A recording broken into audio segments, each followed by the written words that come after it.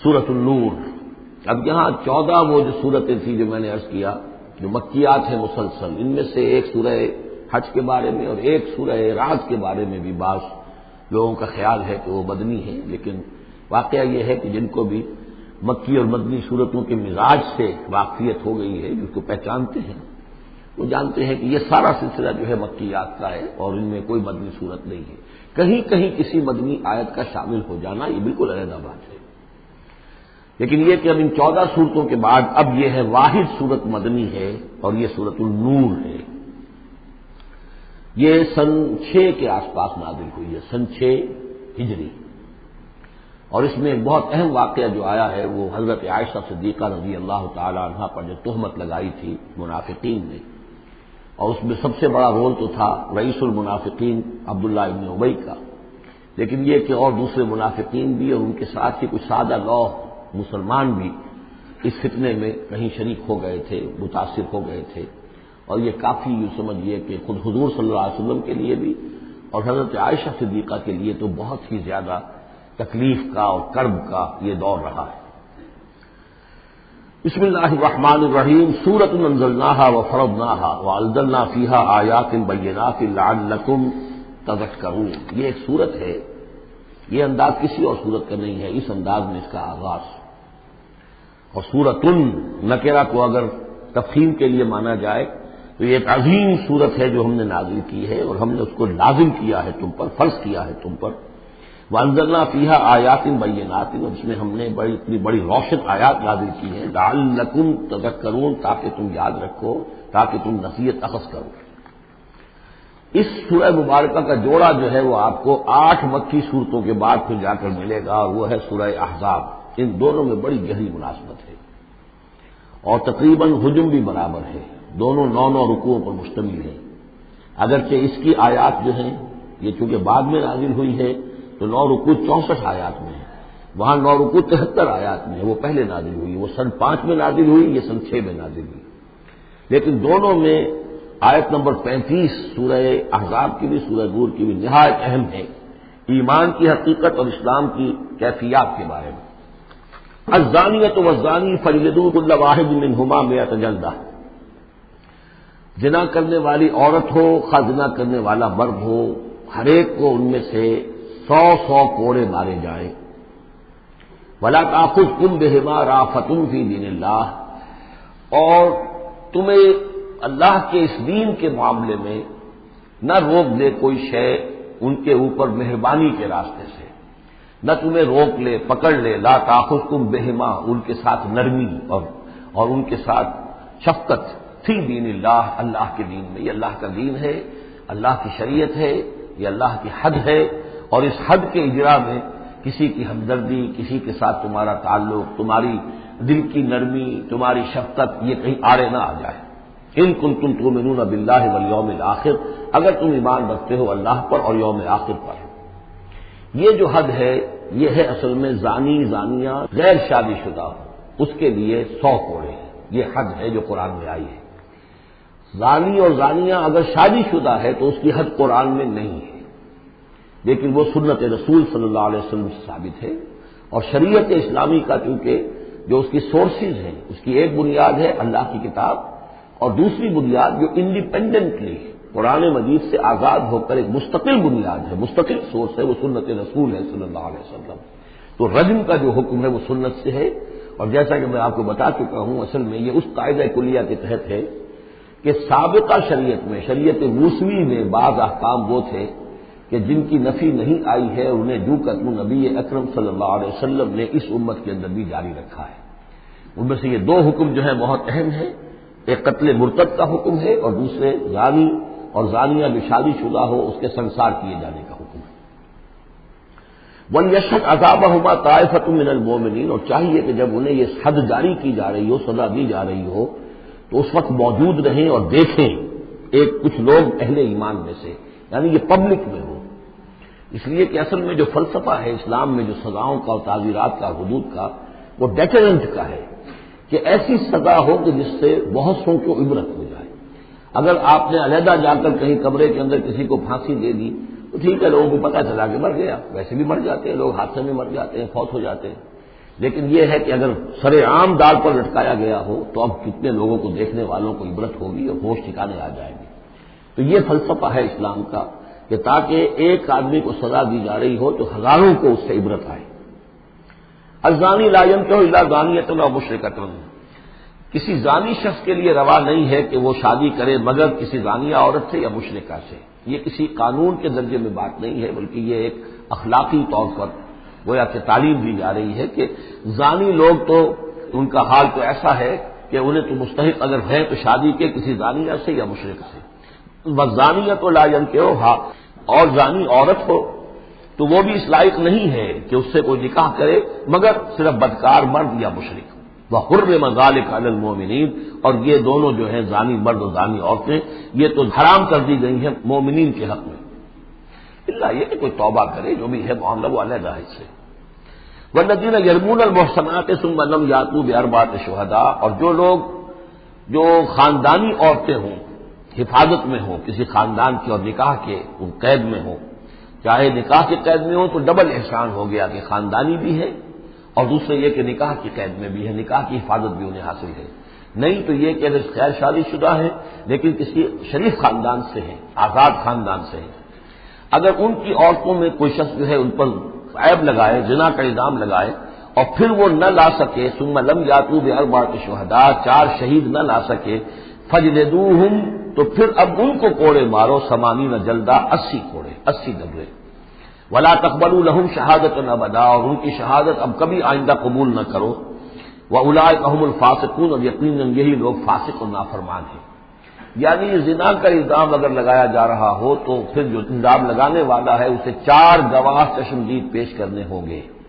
اگر وہ 4 چشمدید گواہ پیش نہیں کر سکتا تو گویا کہ اب یہ قذف کہلائے گا کہ اس نے ایک الزام لگایا ہے جس پر ثابت نہیں کر سکا، لہذا اس جرم کی سزا 80 کوڑے، کتنے قریب چلا گیا ہے۔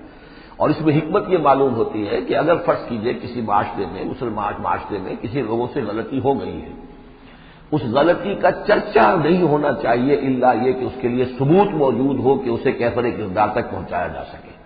اگر تو ثبوت اتنا ہے کہ سزا دی جا سکے تو ضرور، لیکن اگر نہ ہو تو خاموش رہو، ورنہ یہ کہ خامخواہ برائی کا چرچا ہو جائے گا جبکہ اس کا سد باب ممکن نہیں ہے، اس کی سزا دینی ممکن نہیں ہے، تو اس میں سکوت جو ہے وہ بہتر ہے۔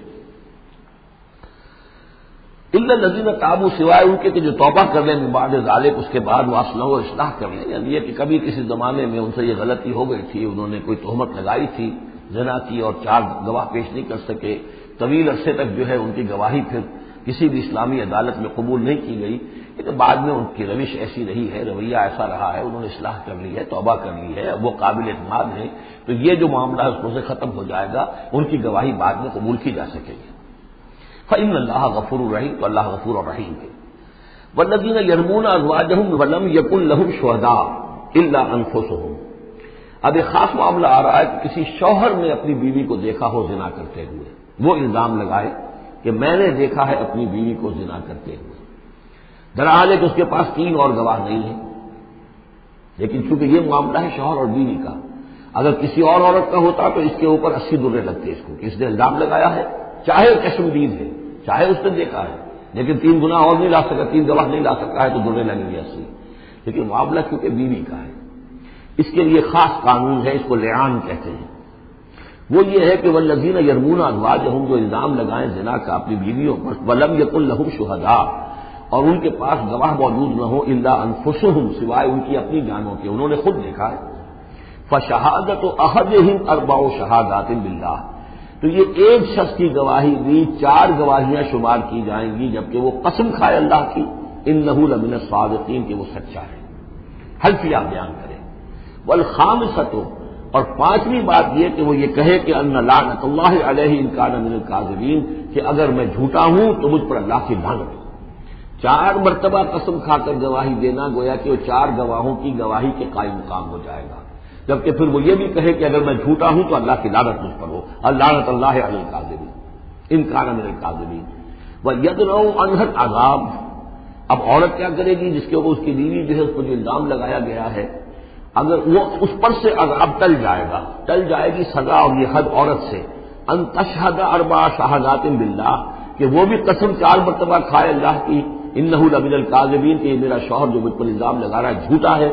اور والخامسۃ، اور پانچویں بات وہ یہ کہے ان غضب اللہ علیہا ان کان من الصادقین، کہ اگر میرا یہ شوہر اس الزام میں سچا ہے تو مجھ پر اللہ کا غضب آئے.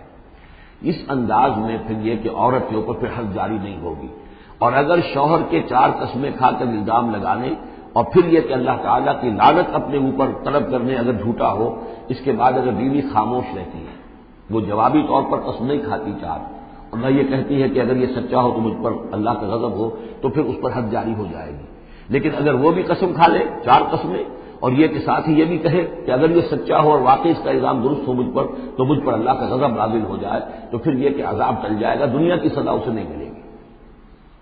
وَلَوْلَا فَضْلُ اللَّهِ عَلَيْكُمْ وَرَحْمَتُهُ، اور اگر اللہ کا فضل اور اس کی رحمت تمہارے شامل حال نہ ہوتی، وَأَنَّ اللَّهَ تَوَّابٌ رَحِيمٌ، تو گویا کہ یہاں پہ محذوف ہے کہ اگر اللہ فضل اور اس کی رحمت شامل حال نہ ہوتی تو تم بہت غلط راستے پر پڑ جاتے، تم کوئی بہت بڑا قدم اٹھا دیتے. وہ جو بھی واقعہ اب آگے آ رہا ہے یہ اس کے لیے تمہید ہے. وَأَنَّ اللَّهَ تَوَّابٌ حَكِيمٌ، یقیناً اللہ تعالیٰ بہت توبہ کو قبول فرمانے والا اور حکمت والا ہے.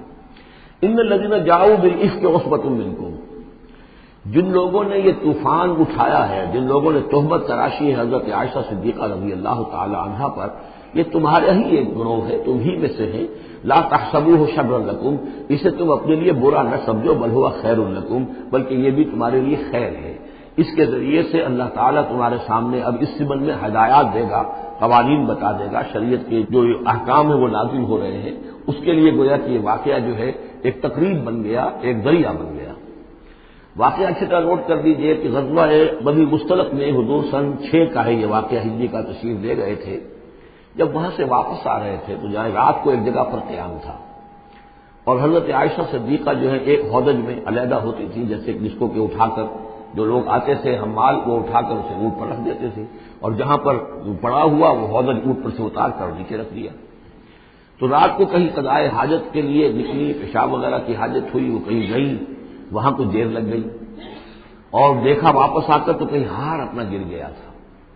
اس ہار کو دیکھنے کے لیے واپس نہیں، اتنی دیر میں وہ حمال آئے، اور حضرت عائشہ بہت دبلی پتلی تھی، انہیں اندازہ نہیں ہوا کہ اس ہودج میں اس وقت ام المومنین موجود نہیں ہے. انہوں نے اٹھایا اور وہ کوچ کا وقت ہو گیا تھا، اونٹ کے اوپر رکھا اور قافلہ چل گیا. اب یہ آئیں واپس تو اب دیکھا کہ وہ تو قافلہ جا چکا ہے، ہکا بکا کیا کریں، تنہا ہے، رات کا وقت ہے. اس وقت انہوں نے بڑی عقل مندی سے کام لیا کہ اب اگر میں قافلے کے پیچھے دوڑی چلی تو پتہ نہیں میں کسی غلط راستے پر مڑ جاؤں اور پھر وہ تلاش بھی نہیں کر سکیں گے مجھے، تو بہتر یہ کہ میں یہیں پر بیٹھی رہوں، تاکہ انہیں جب بھی خیال ہوگا کہ اس ہودج کے اندر جو ہے ام المومنین عائشہ صدیقہ موجود نہیں ہے تو وہ تلاش میں پھر یہیں آئیں گے. تو وہاں بیٹھی ہوئی تھی، رات کا وقت تھا، نیند آلود ہو گئی، اس سے آپ کا چہرہ بھی کھل گیا. تو ایک صاحب تھے صحابہ میں سے صفوان ابن معطل، ان کی ڈیوٹی یہ ہوتی تھی کہ وہ لشکر کے پیچھے پیچھے چلتے تھے. لشکر چل رہا ہے تو ذرا فاصلے سے کہ کہیں کوئی گری پڑی چیز رہ گئی ہو، کہیں کوئی بیمار ہو وہ چل نہ پایا ہو لشکر کے ساتھ اور رہ گیا ہو پیچھے، تو پیچھے وہ دیکھ بھال کرتے ہوئے آتے تھے. انہیں دور سے نظر آیا کہ یہاں کوئی لکڑی سی پڑی ہے کوئی، تو جا کر دیکھا، حضرت عائشہ کو پہچان لیا. اور وہ کہتے ہیں کہ میں نے اس لیے پہچان لیا کہ حجاب کی آیت کے نازل ہونے سے پہلے میں نے انہیں دیکھا تھا. حجاب کی آیت نازل ہوئی ہے سورہ احزاب میں، سورہ احزاب 1 سال پہلے نازل ہو چکی ہے. تو جب تک حجاب کی آیت نہیں آئی تھی، ظاہر بات ہے کہ وہاں پردہ نہیں تھا، کوئی نقاب نہیں اوڑھتی تھی خواتین اور نہ امہات المومنین، لہذا پہچانتے تھے. تو چونکہ چہرہ کھلا ہوا تھا ام المومنین کا، تو انہوں نے کہا انا للہ و انا الیہ راجعون. یہ الفاظ جو کہے تو حضرت عائشہ کی آنکھ کھل گئی اور وہ پھر اٹھ کر بیٹھی، انہوں نے اپنا کپڑا درست کیا. لیکن پھر انہوں نے یہ کیا صفوان ابن معطل نے کہ اپنا اونٹ بٹھا دیا، خاموشی کے ساتھ حضرت عائشہ اس پر سوار ہو گئی اور وہ آگے اس کی وہ نکیل پکڑ کر وہ چلتے گئے اور قافلے میں پہنچ گئے. وہاں عبداللہ ابن ابی نے شور مچا دیا کہ خدا کی قسم تمہارے نبی کی یہ بیوی جو بچ کر نہیں آئی ہے. مطلب یہ کہ یہ تو اب یہ معاملہ جو رہا ہے، تنہائی رہی ہے، علیحدہ رہے ہیں، تو گویا کہ زنا کا معاملہ ہو گیا ہے. یہ اس کی جو بھی اس کی گندی سوچ تھی. ظاہر بات ہے کہ مکھی تو گندگی پر بیٹھتی ہے، اس کو تلاش کیسی ہے گندگی کی، اس کے لیے تو یہ ایک موقع مل گیا اسکینڈل اٹھانے کا. یہ اسکینڈل بڑھتے بڑھتے ایک طوفان بن گیا، اور اس میں بعض جو ہے بہت ہی مخلص لوگ بھی، حضرت حسان بن ثابت رضی اللہ تعالیٰ عنہ جو دربار نبوی کے گویا کہ سرکاری شاعر تھے، ان کا بھی معاملہ اس کے اندر ایسا ہو گیا کہ وہ بھی ملوث ہو گئے. تو یہ ہے واقعہ عفق کا. لیکن اس کے بعد قرآن مجید میں پھر یہ آیات نازل ہوئی، اللہ تعالیٰ نے برات کر دی، اور پھر یہ کہ ان کی پاک دامنی اور پاک بازی جو ہے وہ ثابت ہو گئی، اور اس کے بعد یہ معاملہ رفع دفع ہو گیا۔ ان الذین جاؤوا بالافک عصبۃ منکم لا تحسبوه شرا لکم بل هو خیر لکم لکل امرئ منهم ما اکتسب من الاثم، اس میں جس شخص نے بھی جو جو گناہ کمایا ہے وہ اس کو مل جائے گا، اس کے حصے میں درج ہو جائے گا۔ والذی تولی کبرہ، اور جس نے اس کا سب سے بڑا حصہ وصول کیا، یہ ہے عبداللہ ابن ابی جس نے اسکینڈل اٹھایا اور اسے بڑی قوت کے ساتھ شدت کے ساتھ پھیلایا۔ والذی تولی کبرہ منہم لہ عذاب عظیم، اس کے لیے تو پھر بہت بڑا عذاب ہے۔ لولا اذ سمعتموہ، مسلمانوں تمہیں کیا ہو گیا، کیوں نہ ایسا ہوا کہ جب تم نے یہ سنا تھا، ظن المؤمنون والمؤمنات بانفسہم خیرا، تو مومن مرد اور مومن عورتیں اپنے بارے میں اچھا گمان کرتی، یعنی یہ کہ حضرت عائشہ کے بارے میں ان کے بارے یہ گمان ہونا چاہیے تھا، انہیں فوراً کہہ دینا چاہیے تھا، وقالوا ھذا افک مبین، اور وہ کہتے فوراً کہ یہ تو کوئی بہت بڑی تہمت ہے۔ لولا جاؤوا علیہ باربعۃ شہداء، کیوں نہیں وہ لے کر آئے 4 گواہ، اگر تو ان کے پاس گواہ تھے یہ بات کہنے کے لیے تب تو زبان کھولنی چاہیے تھی، اگر 4 گواہ نہیں تھے تو انہیں زبان بند رکھنی چاہیے تھی۔ فَإِذْ لَمْ تَأْتُوا بِالشُّهَدَاءِ، اس لیے کہ یہ 4 گواہوں والی آیت جو ہے یہ سورہ نساء میں اتر چکی تھی، سورہ نساء سن 4 میں آ چکی ہے، وہ ابتدائی احکام جو تھے کہ 4 گواہ ہونے چاہیے اس معاملے کے اندر، یہ آیت سورہ نساء میں آ چکی ہے۔ تو فرمایا کہ یہ کیوں نہیں 4 گواہ لے کر آئے، فَإِذْ لَمْ تَأْتُوا بِالشُّهَدَاءِ، اگر وہ 4 گواہ نہیں لا سکے، فَأُولَٰئِکَ عِندَ اللَّهِ هُمُ الْكَاذِبُونَ، تو یقیناً اللہ کے نزدیک اور قانون اسلامی کے نزدیک پھر وہی جھوٹے ہیں۔ وَلَوْلَا فَضْلُ اللَّهِ عَلَيْكُمْ وَرَحْمَتُهُ، اور اگر نہ ہوتا اللہ کا فضل اور اس کی رحمت تمہارے شامل حال سے دنیا والآخرہ، دنیا میں اور آخرت میں بھی، لَمَسَّكُمْ فِيمَا أَفَضْتُمْ، تو تم پر پڑتی اس چیز پر کہ جس کا چرچا تم نے کیا ہے، عذاب عظیم، بہت بڑا عذاب۔ اس طرح قولہ بألسنتکم، یہ اصل میں انسانوں کی ایک عام کمزوری ہوتی ہے، اس طرح کی بات جو ہے بس ادھر سے سنی ادھر بیان کر دی، ادھر سے آگے بیان ہو گئی، جنگل کی آگ کی طرح اس قسم کی خبریں جو ہیں وہ پھیل جاتی ہیں۔ اس طرح قولہ بألسنتکم، جبکہ تم اسے لے رہے تھے اپنی زبانوں سے، یعنی یہ کہ ایک زبان سے دوسری زبان کو، اور زبان سے نکلی اور کوٹھے چڑھی والی جو ایک کہاوت ہمارے ہاں ہے، اس طریقے سے آسانی سے وہ بات پھیلتی چلی گئی۔ وَتَقُولُونَ بِأَفْوَاهِكُمْ، اور تم کہہ رہے تھے اپنے منہوں سے، مَا لَيْسَ لَكُمْ بِهِ عِلْم، جس کے لیے تمہارے پاس کوئی علم نہیں تھا، کوئی دلیل نہیں تھی، کوئی بنیاد نہیں تھی، کوئی گواہی نہیں تھی، کوئی معلومات کی کوئی سورسز نہیں تھی۔ وَتَحْسَبُونَهُ هَيِّنًا، اور تم اسے سمجھ گئے تھے کہ بہت ہلکی بات ہے، معمولی سی بات ہے۔ وَهُوَ عِندَ اللَّهِ عَظِيمٌ، جبکہ یہ اللہ کے نزدیک بہت بڑی بات ہے۔ کسی پر بھی، کسی مسلمان خاتون پر بھی اس طرح کی تہمت لگا دینا بہت بڑی بات ہے۔ خدا یہ کہ بازی بارش بابا ہم بازی کہ ام المومنین عائشہ صدیقہ رضی اللہ تعالی عنہ زوج رسول صلی اللہ علیہ وسلم، اور یہ چیز جو ہے بہت بڑی ہے۔ وَلَوْلَا إِذْ سَمِعْتُمُوهُ قُلْتُم مَّا يَكُونُ لَنَا أَن نَّتَكَلَّمَ بِهَٰذَا، کیوں نہ ایسا ہوا کہ جب تم نے یہ سنا تھا تو تم کہتے کہ ہمارے لیے بالکل جائز نہیں ہے کہ ہم یہ بات زبان سے نکالیں۔ سبحانک، اللہ تو پاک ہے، ھذا بہتان عظیم، یقیناً یہ بہت بڑا بہتان ہے۔ یعظکم اللہ ان تعودوا لمثلہ، اللہ تعالیٰ تمہیں نصیحت کر رہا ہے مبادا تم دوبارہ پھر اس قسم کی کسی معاملے کے اندر اسی طریقے سے اعادہ کرو اور دوبارہ اسی کوئی حرکت کرو، ابداً کبھی بھی، ان کنتم مؤمنین، اگر تم مومن ہو۔ وَيُبَيِّنُ اللَّهُ لَكُمُ الْآيَاتِ، اور اللہ تعالیٰ تمہارے لیے اپنی آیات کو واضح کر رہا ہے، واللہ علیم حکیم، اللہ علیم اور حکیم ہے۔ ان الذین یحبون ان تشیع الفاحشۃ فی الذین آمنوا لہم عذاب علیم، بے شک وہ لوگ جو یہ چاہتے ہیں کہ اہل ایمان میں بے حیائی کا چرچا ہو جائے تو ان لوگوں کے لیے بہت دردناک عذاب ہے۔ ایک تو یہ کہ بے حیائی پھیل جائے، تشیع الفاحشہ شائع ہو جائے، بے حیائی عام ہو جائے، جو لوگ اس کے لیے، اب ظاہر بات ہے کہ آج کل تو کاروبار کے لیے، اپنے اخبار بیچنے کے لیے، اس کی اشاعت بڑھانے کے لیے نئی سے نئی قسم کی رنگین تصویریں شائع کی جا رہی ہیں، یہ سارا کچھ ہو رہا ہے۔ کسی شے کا اشتہار دینا ہو، عورت کی تصویر ساتھ ہوگی، یہ سارا کچھ جو ہو رہا ہے، تو یہ لوگ کون ہے کہ جو اس بے حیائی کو، بے پردگی کو یہ در حقیقت اس معاشرے میں پھیلا رہے ہیں؟ تو وہ لوگ کہ جو چاہتے ہیں کہ معاشرے کے اندر بے حیائی پھیلے، اور ایک اس کا مفہوم یہ بھی ہے کہ اگر کہیں ایسی کوئی غلط حرکت ہوئی ہے اور اس کا چرچا ہو گیا، یہ آج ہمارے اخبارات کے اندر بہت بڑے پیمانے پر ہو رہا ہے، یہ اسکینڈل شائع کر دیتے ہیں۔ اب وہ بات صحیح بھی ہے یا نہیں، غلط ہے تب بھی، لیکن ایک بات ہے اس کا چرچا ہو گیا، پورے دنیا کے اندر پہنچ گئی۔ اب ظاہر بات ہے کہ بچے بھی پڑھتے ہیں، بچیاں بھی پڑھتی ہیں، ان کے لیے تو گویا کہ یہ ایک ان کی معلومات کا ایک کھاتا کھل گیا کہ ایسا بھی ہوتا ہے، جس طریقے سے آج کل ہو رہا ہے معاملہ، اس کے جس طریقے سے اخبارات میں شائع کیا جا رہا ہے، تو اس کی اس اشاعت کے اندر خرابی کا پہلو زیادہ ہے، مضر پہلو زیادہ ہے۔ اگر ہے بھی ایسا معاملہ، اگر تو سزا کے قابل ہے تو گواہی دو اور سزا دلواؤ، اور ایسی سزا ہو کہ جس سے ایک کو سزا ہو اور ہزاروں کو ہوش آ جائے، اور اگر نہیں ہے تو خاموش ہو، اس کے اوپر زبان بولنا بھی جو ہے در حقیقت بہت بڑا جرم ہے۔ ان الذين يحبون ان تشيع الفاحشة في الذين آمنوا لهم عذاب أليم في الدنيا والآخرة، دنیا میں بھی اور آخرت میں بھی۔ واللہ یعلم وانتم لا تعلمون، اللہ جانتا ہے اور تم نہیں جانتے۔ ولولا فضل اللہ علیکم ورحمتہ، اور اگر اللہ کا فضل نہ ہوتا تم پر اور اس کی رحمت نہ ہوتی تو یہ تو طوفان ایسا اٹھا تھا کہ اس کے بڑے دور تک نتائج نکل سکتے تھے، یہ محذوف ہے۔ وان اللہ رؤوف الرحیم، تو اللہ بہت رؤوف ہے اور رحیم ہے۔ یا ایھا الذین آمنوا لا تتبعوا خطوات الشیطان، اہل ایمان شیطان کے نقش قدم کی پیروی نہ کرو۔ ومن یتبع خطوات الشیطان، جو کوئی بھی شیطان کے نقوش پا کی پیروی کرے گا فإنہ یأمر بالفحشاء والمنکر، تو شیطان تو اسے حکم دے گا، وہ تو حکم دیتا ہے بے حیائی کا اور منکر کا، بری بات کا۔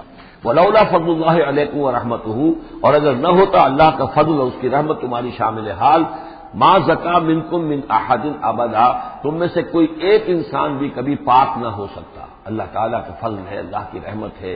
ایک شخص سے غلطی ہو جاتی ہے، اللہ پردہ پڑا رہنے دیتا ہے تو اس کے اندر اصلاح کا مادہ پیدا ہو جاتا ہے۔ ایک دفعہ آدمی ننگا ہو جائے تو پھر ڈھیٹ ہو جاتا ہے۔ اس سے یہ کہ اللہ تعالیٰ جو ہے ان چیزوں کے اندر اس کی بڑی حکمت ہے کہ اگر کوئی غلطی ہو گئی ہے فوراً نہیں پکڑتا، وہ اس کو مہلت دیتا ہے، اصلاح کرے۔ ولولا فضل اللہ علیکم ورحمتہ، اگر نہ ہوتا اللہ کا فضل تم پر اور اس کی رحمت، ما زکا منکم من احد ابدا، تم میں سے کوئی بھی کبھی نیک اور پارسا نہ بن سکتا اور پاک نہ ہو سکتا۔ ولکن اللہ یزکی من یشاء، بلکہ یہ تو اللہ تعالیٰ ہی پاک کرتا ہے جس کو چاہتا ہے۔ واللہ سمیع علیم، اللہ سمیع علیم ہے۔ ولا یأتل اولو الفضل منکم والسعة ان یؤتوا اولی القربى والمساکین والمہاجرین فی سبیل اللہ، اس آیت کی بھی شان نزول ہے کہ حضرت ابو بکر صدیق رضی اللہ تعالیٰ عنہ کے ایک یا تو بھانجے تھے یا خالہ زاد بھائی تھے، حضرت مصطح۔ یہ حضرت مصطح جو غریب آدمی تھے اور حضرت ابو بکر ان کی مدد کیا کرتے تھے، پیسے سے، مال سے ان کی ضرورت جو ہے پوری کرتے تھے۔ لیکن یہ مصطح بھی اس میں شریک ہو گئے۔ حضرت عائشہ صدیقہ رضی اللہ تعالیٰ عنہ پر جو تہمت کا معاملہ چلا تو حضرت ابو بکر کو جب معلوم ہوا کہ مصطح بھی اس معاملے کے اندر شریک ہے تو پھر غصے میں آ کے ان کا قسم کھا لی کہ میں اب اس کے ساتھ کبھی کوئی بھلائی نہیں کروں گا، اس نے اتنی بڑی غلطی کی ہے اور اس معاملے کے اندر میری بیٹی کا معاملہ ہے اور اس میں اس کو یہ خیال نہیں آیا کہ میں اس کے ساتھ کتنا کچھ احسان کرتا ہوں، اس کے اندر جو ہے وہ خود بھی شریک ہو گیا۔ اس پر اللہ تعالیٰ کی طرف سے گرفت آ رہی ہے کہ نہیں ابو بکر یہ ٹھیک نہیں ہے، جو بھی اس سے غلطی ہوئی، لیکن تم جو نیک کام کر رہے تھے اس کا کیوں قسم کھاتے ہو کہ اس کے اندر تم مدد نہیں کرو گے۔ ولا یأتل اولو الفضل منکم، اور نہ قسم کھائیں جو فضل والے ہیں، درجے والے ہیں تم میں سے، جن میں اللہ نے فضیلت دی ہے، نیکی میں بھی، ایمان میں بھی فضیلت دی ہے، دولت میں بھی فضیلت دی ہے، وسعت، اور جنہیں کشادگی دی ہے، مال کی کشادگی دی ہے، ان یؤتوا اولی القربى، کہ وہ کوئی صلہ رحمی کریں اپنے قرابت داروں کے ساتھ، کچھ دیں مال اور صدقہ و خیرات دیں اپنے قرابت داروں کو، والمساکین والمہاجرین، اور محتاجوں کو اور وطن چھوڑنے والے مہاجرین کو، فی سبیل اللہ، اللہ کی راہ میں، تو یہ قسم نہ کھائیں۔ ولیعفوا ولیصفحوا، انہیں چاہیے کہ معاف کر دیں اور درگزر سے کام لیں۔ الا تحبون ان یغفر اللہ لکم، کیا تم یہ نہیں چاہتے کہ اللہ تمہیں معاف کرے؟ یعنی اے ابو بکر اگر تم یہ چاہتے ہو، تم سے بھی تو کوئی خطا آخر ہو جاتی ہے، اللہ معاف فرماتا ہے، کیا تم نہیں چاہتے کہ اللہ تمہاری خطاؤں سے درگزر کرے؟ الا تحبون ان یغفر اللہ لکم، کیا تم نہیں پسند کرتے اس کو کہ اللہ تمہیں معاف کرے؟ اس پر اس آیت کو سنتے ہی حضرت ابو بکر صدیق کے الفاظ یہ نقل کیے گئے، بلا یا ربنا انا نحب، کیوں نہیں پروردگار، ہم ضرور چاہتے ہیں کہ تو ہمیں معاف فرما دے۔ انہوں نے اپنی قسم کا کفارہ دیا اور اس کے بعد جو بھی وہ کرتے تھے ان کے ساتھ بھلائی اور نیکی، اس سلسلے کو جاری کر دیا۔ واللہ غفور رحیم، اور اللہ تعالی غفور ہے اور رحیم ہے۔ ان الذین یرمون المحصنات الغافلات المؤمنات، یقیناً وہ لوگ کہ جو تہمت لگاتے ہیں ان پاک دامن عورتوں پر کہ جو غافل ہیں، جن کو ان چیزوں کا ہوش بھی نہیں ہے، جن کا گمان بھی ادھر نہیں گیا، المومنات اہل ایمان میں سے، لعنوا فی الدنیا، ایسی معصوم اور پاک دامن عورتوں پر جو تہمت لگانے والے ہیں ان پر پھٹکار ہے دنیا میں بھی اور آخرت میں بھی، ولہم عذاب عظیم، اور ان کے لیے بہت بڑا عذاب ہے۔ یوم تشہد علیہم السنتہم وایدیہم، جس دن کے ان کے خلاف گواہی دیں گے، تشہد علیہم، علی کو نوٹ کر لیجیے، جس دن کے ان کے خلاف گواہی دیں گے، السنتہم ان کی اپنی زبانیں گواہی دیں گی، وایدیہم ان کے اپنے ہاتھ گواہی دیں گے، وارجلہم اور ان کے پاؤں گواہی دیں گے، بما کانوا یعملون، اب جو کچھ عمل وہ کر رہے تھے۔ یہ ہاتھ ہمارے پاس اللہ کی امانت ہے، میں اس سے غلط کام کر رہا ہوں تو یہ انڈر پروٹیسٹ میرا حکم تو مان رہا ہے، اس لیے کہ اللہ تعالیٰ نے مجھے میرے حوالے سے کیا ہوا ہے، لیکن اس کے اندر پروٹیسٹ ہے، قیامت کے دن یہی میرے خلاف مقدمہ کرے گا، پروردگار تو نے مجھے اس کے حوالے کیا تھا اور یہ مجھ سے میرے ذریعے سے غلط کام کرتا رہا۔ یہ پاؤں جو ہے ہمارے خلاف گواہی دیں گے کہ پروردگار ہم اس کے تابع تھے، اس کے حکم کے مطابق چل رہے تھے، یہ بدبخت ہمیں چوری کرنے کے لیے جاتا تھا تو اس کے لیے استعمال کرتا تھا، یا کوئی اور برا کام کرنے کے لیے ہمیں استعمال کرتا تھا۔ یومئذ یوفیہم اللہ دینہم الحق، اس دن اللہ تعالیٰ ان کا پورا پورا بدلہ ان کو دے دے گا۔ یہ دین کے لفظ کو یہاں نوٹ کیجئے، دین بدلے کو کہتے ہیں، دین مالک یوم الدین، جزا و سزا کے دن کا مالک، بدلے کا دن۔ وَيَعْلَمُونَ أَنَّ اللَّهَ هُوَ الْحَقُّ الْمُبِينُ، اور وہ جان لیں گے کہ اللہ تعالیٰ ہی ہے الحق، سچا اور ہر بات کو کھول کر بیان کر دینے والا۔ الخبیثات للخبیثین والخبیثون للخبیثات، ناپاک عورتیں ناپاک مردوں کے لیے ہیں اور ناپاک مرد ناپاک عورتوں کے لیے ہیں، اور طیبات والطیبات للطیبین والطیبون للطیبات، اور ستھرے اور پاک باز جو خواتین ہیں وہ پاک باز مردوں کے لیے ہیں، اور پاک باز جو مرد ہیں وہ پاک دامن خواتین کے لیے ہیں۔ اولئک مبرؤون مما یقولون، یہ لوگ بری ہیں ان چیزوں سے کہ جو لوگ کہتے ہیں۔ لہم مغفرۃ ورزق کریم، ان کے لیے مغفرت ہے اور رزق کریم ہے۔ یہ دونوں آیات جو ہیں در حقیقت اخلاقی تعلیم کی نوعیت کی ہیں کہ اتنی اخلاقی حص معاشرے کے اندر رہے کہ جو جس کے ساتھ کوئی بدنامی کا معاملہ ہو جائے پھر وہ خود محسوس کرے کہ میں آئسولیٹ ہو کر رہ گیا ہوں یا رہ گئی ہوں اس معاشرے کے اندر، یہ معاشرے کے اندر یہ عام روش پیدا ہو جائے۔ جیسے کہ پہلے آیا تھا وہ اس کے اندر بھی یہی بات تھی کہ زانی نکاح نہ کرے مگر کسی زانیہ سے یا کسی مشرکہ سے، وہ اس لائق نہیں ہے کہ اس کے نکاح میں کوئی مسلمان خاتون آئے پاک دامن اور عفت والی۔ اس طرح زانیہ جو ہے اس سے کوئی نکاح نہ کرے سوائے مشرک کے، یہ قانونی چیزیں نہیں ہیں، جیسا کہ میں نے عرض کیا یہ اخلاقی، تاکہ ایک نفرت پیدا ہو زنا سے، بدکاری سے۔ اسی طریقے سے معاشرے کے اندر ایک عام فضا، ایک حص ایسی پیدا ہو جائے کہ جس میں جو لوگ بھی ایسی گراوٹوں میں مبتلا ہوں وہ خود اپنی آنکھوں میں ذلیل ہو کر رہ جائیں۔ یا ایھا الذین آمنوا لا تدخلوا بیوتا غیر بیوتکم حتی تستأنسوا، اب اس حوالے سے بہت سے جو احکام آ رہے ہیں، یہ سورہ نور اور سورہ احزاب ان دونوں میں معاشرتی احکامات ہیں۔ معاشرتی احکامات میں خاص طور پر وہ جو ایک آیت آئی ہے سورہ بنی اسرائیل میں، وَلَا تَقْرَبُوا الزِّنَا إِنَّهُ كَانَ فَاحِشَةً وَسَاءَ سَبِيلًا، اس زنا کا سد باب کرنے کے لیے اسلام کے معاشرتی نظام میں بہت دور دور تک اقدامات کیے گئے ہیں۔ قریب مت جاؤ زنا کے، یعنی زنا کو ایریڈیکیٹ کرنا معاشرے میں یہ ایک بہت بڑا آبجیکٹو ہے، اور اس کے لیے دور دور تک اقدامات، مثلا پردہ ہے، سطر ہے، لباس کے احکام دیے گئے ہیں، معاشرہ جو ہے ہمارا جو ہے وہ مکسڈ سوسائٹی نہ ہو، مخلوط معاشرہ نہ ہو، مردوں کی ذمہ داریاں علیحدہ ہیں، عورتوں کی علیحدہ ہیں، معاشرہ جو ہے سیگریگیٹڈ ہو، مردوں اور عورتوں کے درمیان اختلاط نہ ہو۔ یہ ساری چیزیں کس کے لیے ہیں؟ یہ اسی لیے ہے کہ یہ در حقیقت اس قدر شدید کشش ہے مرد اور عورت کے اندر، یہ اللہ نے جو دو جنسیں بنائی ہیں، اور اس میں یقیناً جو سیکس کا معاملہ اتنا پوٹنٹ موٹیو ہے کہ اس کو اگر پوری طریقے سے جیسے گھوڑا بہت منہ زور ہو تو اسے بہت باندھ کر رکھنا پڑے گا اور بڑا اس کو کنٹرول کرنے کے لیے محنت کی ضرورت ہے، اسی طریقے سے اس سیکس کو ڈسپلن کرنا اور صحیح انداز میں اس کو جو ہے ہارنس کرنا، اور اس کے لیے یہ ہے کہ غلط راستوں سے اس کو بچانا، اس کے لیے بڑے دور دور تک احکام دیے گئے، اور یہ پورا معاشرتی نظام اسلام کا اسی بنیاد پہ قائم ہے۔ اب اسی میں سے مثلاً یہ گھر کی پرائیویسی بھی ہے، ایک گھر ہے، گھر میں ایک شوہر ہے، اس کی بیوی ہے، اب آپ فوراً چلے گئے سیدھے گھر کے اندر، نہیں، اے اہل ایمان مت داخل ہوا کرو گھروں میں اپنے گھروں کے سوا، حتیٰ تستانسوا، یہاں تک کہ بول چال کر لو، اجازت لے لو، وتسلموا علی اہلہا، اور اذن لینے کی اس وقت جو ہوتی تھی شکل وہ یہی کہ جا کر دروازے پر کہو السلام علیکم، معلوم ہوا کہ کوئی صاحب ہیں کہ جو آئے ہیں ملنا چاہتے ہیں اور اندر آنا چاہتے ہیں۔ اب اس کے بعد یہ کہ وہ اپنی آئیڈینٹی دیں اور پھر ان کو آنے کی اجازت دی جائے، یہ نہیں کہ بے گھر چلے جا رہے ہیں۔ ذالکم خیر لکم لعلکم تذکرون، یہی تمہارے لیے بہتر ہے تاکہ تم نصیحت حاصل کرو۔ فإن لم تجدوا فیہا احدا فلا تدخلوها، اگر اس گھر میں کوئی نہ ہو تو پھر اس میں داخل مت ہو، حتیٰ یؤذن لکم، یہاں تک کہ تمہیں اجازت دی جائے، جو گھر کا مالک ہے وہ اگر اجازت دے کہ ہاں میرا گھر اس وقت خالی ہے تم اس میں جا سکتے ہو، ورنہ یہ کہ خالی گھر کے اندر جہاں کوئی نہیں ہے داخلے کی اجازت نہیں ہے۔ وَإِن قِيلَ لَكُمْ، اور اگر کہا جائے تم سے ارجعوا، چلے جاؤ، لوٹ جاؤ، اس وقت میں ملنے کے لیے تیار نہیں ہوں یا میں اپنی کسی مشغولیت میں ہوں، فارجعوا، تو لوٹ جاؤ۔ اب دیکھیے یہ آداب ہیں۔ ہمارے یہاں یہ ہے کہ آپ پہنچ گئے، نہ ٹائم لیا ہوا ہے، نہ پہلے سے طے ہے، آپ سمجھتے ہیں کہ مجھے ریسیو کرنا اس کا فرض ہے، کیوں نہیں ملا؟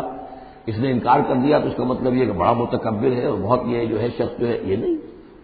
اگر تو آپ وقت طے کر کے گئے ہیں تو اس کا فرض ہے کہ وہ آپ کو ریسیو کرے اور آپ کو وقت دے، لیکن اگر آپ اچانک چلے گئے ہیں تو آپ کو اس کی پرائیویسی پر آپ جو ہے حملہ آور نہیں ہو سکتے۔ وہ اپنے کس کام میں ہے، کس مشغولیت میں ہے، اس کی کیا اہمیت ہے، آپ تو اس کو نہیں جانتے۔ اگر وہ گھر والا کہہ دیتا ارجعوا وَإِن قِيلَ لَكُمْ ارْجِعُوا فَارْجِعُوا، تو لوٹ جاؤ، ہوا اذکیٰ لکم، یہی تمہارے لیے زیادہ پاک ہے، پاک بازی کا معاملہ، واللہ بما تعملون علیم، اور جو کچھ تم کر رہے ہو اللہ اس سے واقف ہے۔ لیس علیکم جناح ان تدخلوا بیوتا غیر مسکونۃ، اس میں کوئی حرج نہیں ہے کہ تم داخل ہو جایا کرو ایسے گھروں میں کہ جن میں سکونت نہیں ہے، جس میں کوئی لوگ رہتے نہیں ہیں، ریزیڈینشل نہیں ہے۔ اب گوڈاؤنز ہیں، اب ایسا تو نہیں کہ گوڈاؤنز میں آپ نہیں جا سکتے، سامان پڑا ہوا گودام ہے، آپ جا سکتے۔ فیہا متاع لکم، اس میں تمہارا سامان ہے، تو یہ وہی گودام والی بات ہو گئی۔ واللہ یعلم ما تبدون وما تکتمون، اور اللہ جانتا ہے جو تم ظاہر کرتے ہو، جو کچھ تم چھپاتے ہو۔ یعنی قانون کی اصل روح کو دیکھنا چاہیے کہ یہ جو روکا جا رہا ہے کہ گھروں میں داخل نہ ہو، تو یہ اصل میں جو پرائیویسی ہے گھر کی اور فیملی کی، اصل میں اس کو ملحوظ خاطر رکھا جا رہا ہے، نہ یہ کہ آپ کہیں کہ صاحب ہم گودام میں بھی داخل نہیں ہو سکتے جب تک یہ پرمیشن جو لکھی ہوئی ہے وہ ہمیں مل نہ جائے۔ قل للمؤمنین یغضوا من ابصارہم، اہل ایمان سے یہ کہیے اے نبی کہ وہ اپنی نگاہوں کو ذرا نیچا رکھا کریں، وَيَحْفَظُوا فُرُوجَهُمْ، اور اپنی شرمگاہوں کی حفاظت کریں، ذَلِكَ أَزْكَىٰ لَهُمْ، یہی ان کے لیے زیادہ پاکیزہ ہے اور زیادہ بہتر ہے۔ ان اللہ خبیر بما یصنعون، یقیناً اللہ تعالیٰ باخبر ہے اس سے کہ جو وہ کر رہے ہیں۔ وَقُل لِّلْمُؤْمِنَاتِ يَغْضُضْنَ مِنْ أَبْصَارِهِنَّ، اسی طرح مومن عورتوں سے بھی کہہ دیجیے وہ بھی اپنی نگاہیں نیچی رکھا کریں، وَيَحْفَظْنَ فُرُوجَهُنَّ، وہ بھی اپنے سطر کو پوری طریقے سے محفوظ رکھیں اور اپنی شرمگاہوں کی حفاظت کریں۔ وَلَا يُبْدِينَ زِينَتَهُنَّ، اور انہیں نہیں چاہیے کہ وہ اپنی زینت اور سنگھار کو ظاہر کریں، إِلَّا مَا ظَهَرَ مِنْهَا، سوائے اس کے کہ جو از خود ظاہر ہو جائے۔ وَلْيَضْرِبْنَ بِخُمُرِهِنَّ، اور چاہیے کہ وہ اپنے گریبانوں کے اوپر اپنی اوڑھنیوں کے بکل مار دیا کریں، بِخُمُرِهِنَّ عَلَىٰ جُيُوبِهِنَّ، یہ خمرہن جمع ہے خمار کی، خمار کہتے ہیں اوڑھنی۔ ایک دوسرا لفظ جو ہے وہ آئے گا سورہ احزاب میں، ان دونوں الفاظ کو علیحدہ علیحدہ رکھیے۔ تو یہ ہے کہ اپنے گریبانوں کے اوپر، گویا کہ یہ بھی پرانا ہمیشہ سے لباس، عورت کے لباس میں اوڑھنی بھی تھی اور عورت کے لباس میں چادر بھی تھی۔ چادر وہ لے کر نکلتی تھی جب گھر سے باہر جاتی تھی، اور اوڑھنی وہ رکھتی تھی جبکہ گھر کے اندر ہوتی تھی۔ یہی جو ہماری تہذیب کے اندر ہے، یہ عرب کی تہذیب میں پہلے بھی تھا۔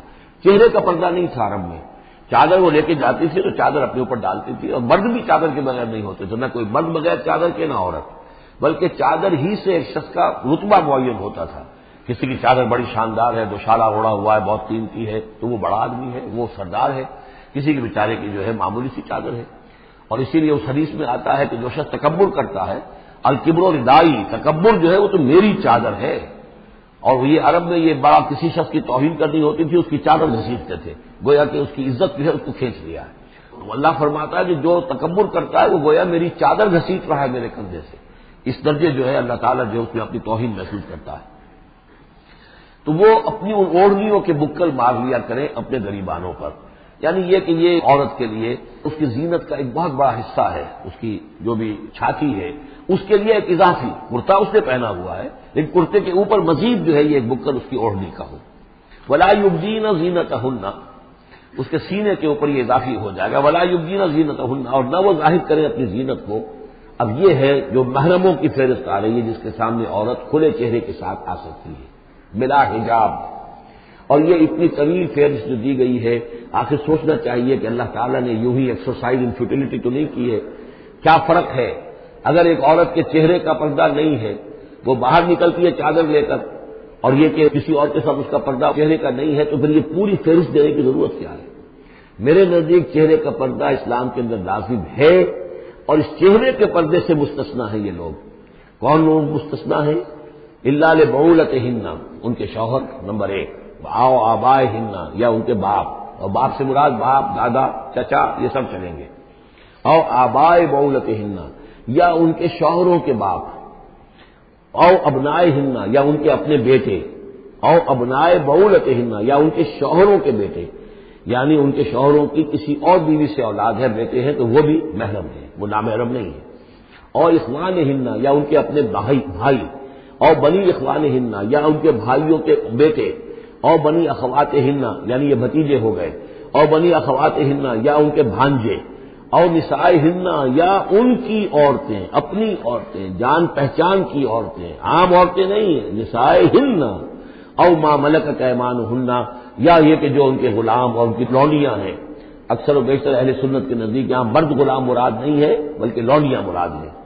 اب تابعین غیر اولی الاربۃ یا ایسے تابع لوگ جو کہ صرف خدمت گار ہیں، بعض اوقات ہوتا ہے خاندانی طور پر جو ہے وہ خدمت گار کرنے والے ہیں، باپ بھی کہیں ملازم تھا اسی گھر میں اور اس کی اولاد بھی وہیں پر ہے، وہ بھی کام کر رہی ہے، بچپن سے وہیں پلے ہیں۔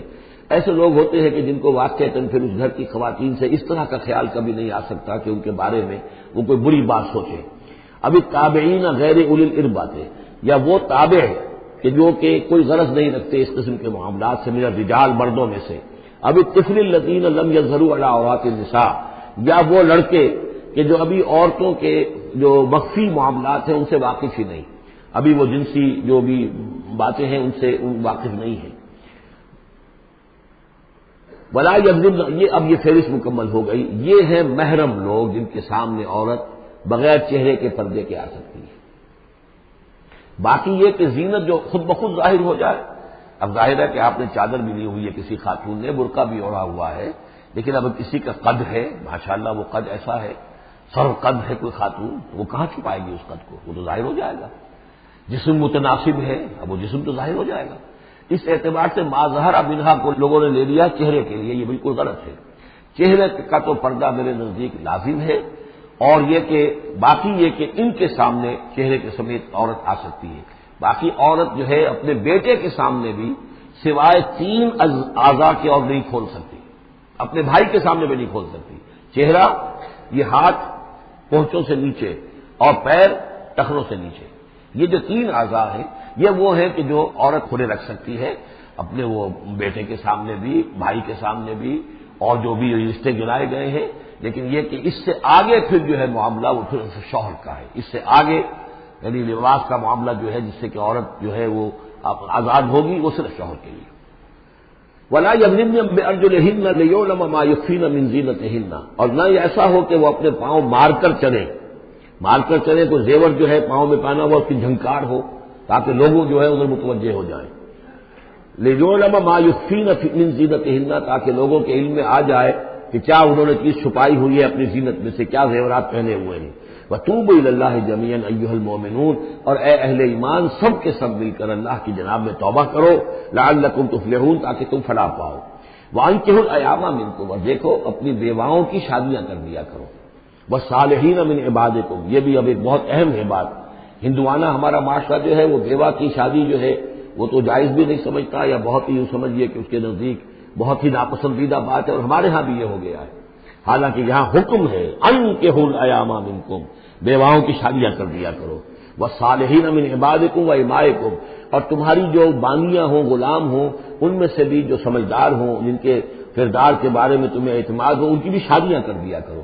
ایک کی کنیز ہے، ایک کا غلام ہے، ان کی شادی ہو جائے۔ اب ظاہر بات ہے وہ کنیز جو ہے اپنے آقا کے، اب اس کے ساتھ وہ تمتع نہیں کر سکے گا، اس لیے کہ اس نے اجازت دے دی ہے کہ اس کی کنیز کی شادی ہو گئی ہے کسی غلام کے ساتھ۔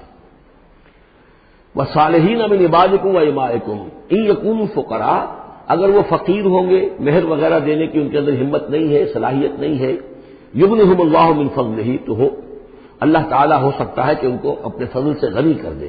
واللہ واسع علیم، اللہ واسع بہت سمائی رکھنے والا، کشائش والا، کشادگی والا اور جاننے والا ہے۔ یعنی یہ بھی ہے کہ کسی وقت انسان سوچے کہ اگر میں شادی کروں گا تو وہ بھی اپنی قسمت ساتھ لے کر آئے گی، کیا پتہ کہ میرے اس وقت حالات جو ہیں اگر کچھ خراب بھی ہیں تو اللہ تعالیٰ اس کی قسمت سے، اس کے حوالے سے وہ اللہ تعالیٰ میرے لیے رزق کا دروازہ کھول دے۔ وَلْيَسْتَعْفِفِ الَّذِينَ لَا يَجِدُونَ نِكَاحًا، اور جو لوگ نکاح کی قدرت بالکل نہ رکھتے ہوں، شادی کر ہی نہ سکتے ہوں، کچھ بھی نہ ہو ان کے پاس، نہ کوئی گھر ہو جس میں کہ اپنی بیوی کو رکھ سکیں، نہ کوئی نان نفقے کا سامان ہو، نہ کوئی مہر دے سکیں، وَلْيَسْتَعْفِفْ، تو انہیں چاہیے کہ وہ اپنی عفت کی حفاظت کریں، پوری طریقے سے اپنے جنسی جذبے کو کنٹرول کریں۔ الَّذِينَ لَا يَجِدُونَ نِكَاحًا حَتَّى يُغْنِيَهُمُ اللَّهُ مِنْ فَضْلِهِ، یہاں تک کہ اللہ تعالیٰ انہیں اپنے فضل سے غنی کر دے۔ والذین یبتغون الکتاب مما ملکت ایمانکم فکاتبوہم، اور تمہارے غلاموں میں سے جو تمہارے ساتھ چاہیں مکاتبت کرنا. یہ مکاتبت کا قاعدہ یہ سارے غلام یہ طے کرتا تھا کہ جناب میں آپ کو اتنے لاکھ درہم دے دوں گا، اتنی مدت کے اندر اندر آپ مجھے آزاد کر دیجئے. تو یہ معاہدہ ہو گیا، اب وہ آزاد ہو گیا، لیکن آزادی اسی میں ہے کہ اسے وہ رقم اتنی عرصے کے اندر ادا کرنی ہے. اب وہ کمائے گا، محنت کرے گا، کوشش کرے گا اور وہ رقم ادا کر دے گا. یہ مکاتبت تھی. تو جو بھی تمہارے غلاموں میں سے مکاتبت چاہیں مما ملکت ایمانکم فکاتبوہم، تو یہ مکاتبت کر لیا کرو. قرآن مجید نے وہ تمام راستے کھولے ہیں کہ جن سے غلاموں کی آزادی کا جو ہے آسانی کے ساتھ تدریجاً سہج انداز کے اندر ان کی غلامی کا جو ہے سلسلہ ختم ہو کر آزادی کی طرف راستہ کھل جائے. فکاتبوہم ان علمتم فیہم خیرا، اگر تم دیکھ رہے ہو ان کے اندر کہ خیر ہے، بھلائی ہے، واقعتاً یہ شخص پہ اعتماد کیا جا سکتا ہے، یہ بھاگ نہیں جائے گا اور یہ جو بھی کرنا چاہ رہا ہے معاہدہ اس کو پورا کرنے کی اس کی نیت ہے. وآتوہم من مال اللہ الذی آتاکم، پھر ایسے لوگوں کو جنہوں نے مکاتبت کی ہو تم بھی مال دیا کرو، جو اللہ کا مال تمہارے پاس اللہ نے تمہیں دیا ہے، یعنی لوگ مدد بھی کریں اس کی تاکہ وہ اپنی اس رقم کو جلد از جلد ادا کر کے اور وہ پھر آزاد ہو جائے. ولا تکرہوا فتیاتکم علی البغاء، اور دیکھو اپنی باندیوں کو، چھوکریوں کو، یہ جو وہاں پہ باندیاں کلیزیں ہوتی تھی انہیں بدکاری پر مجبور نہ کرو.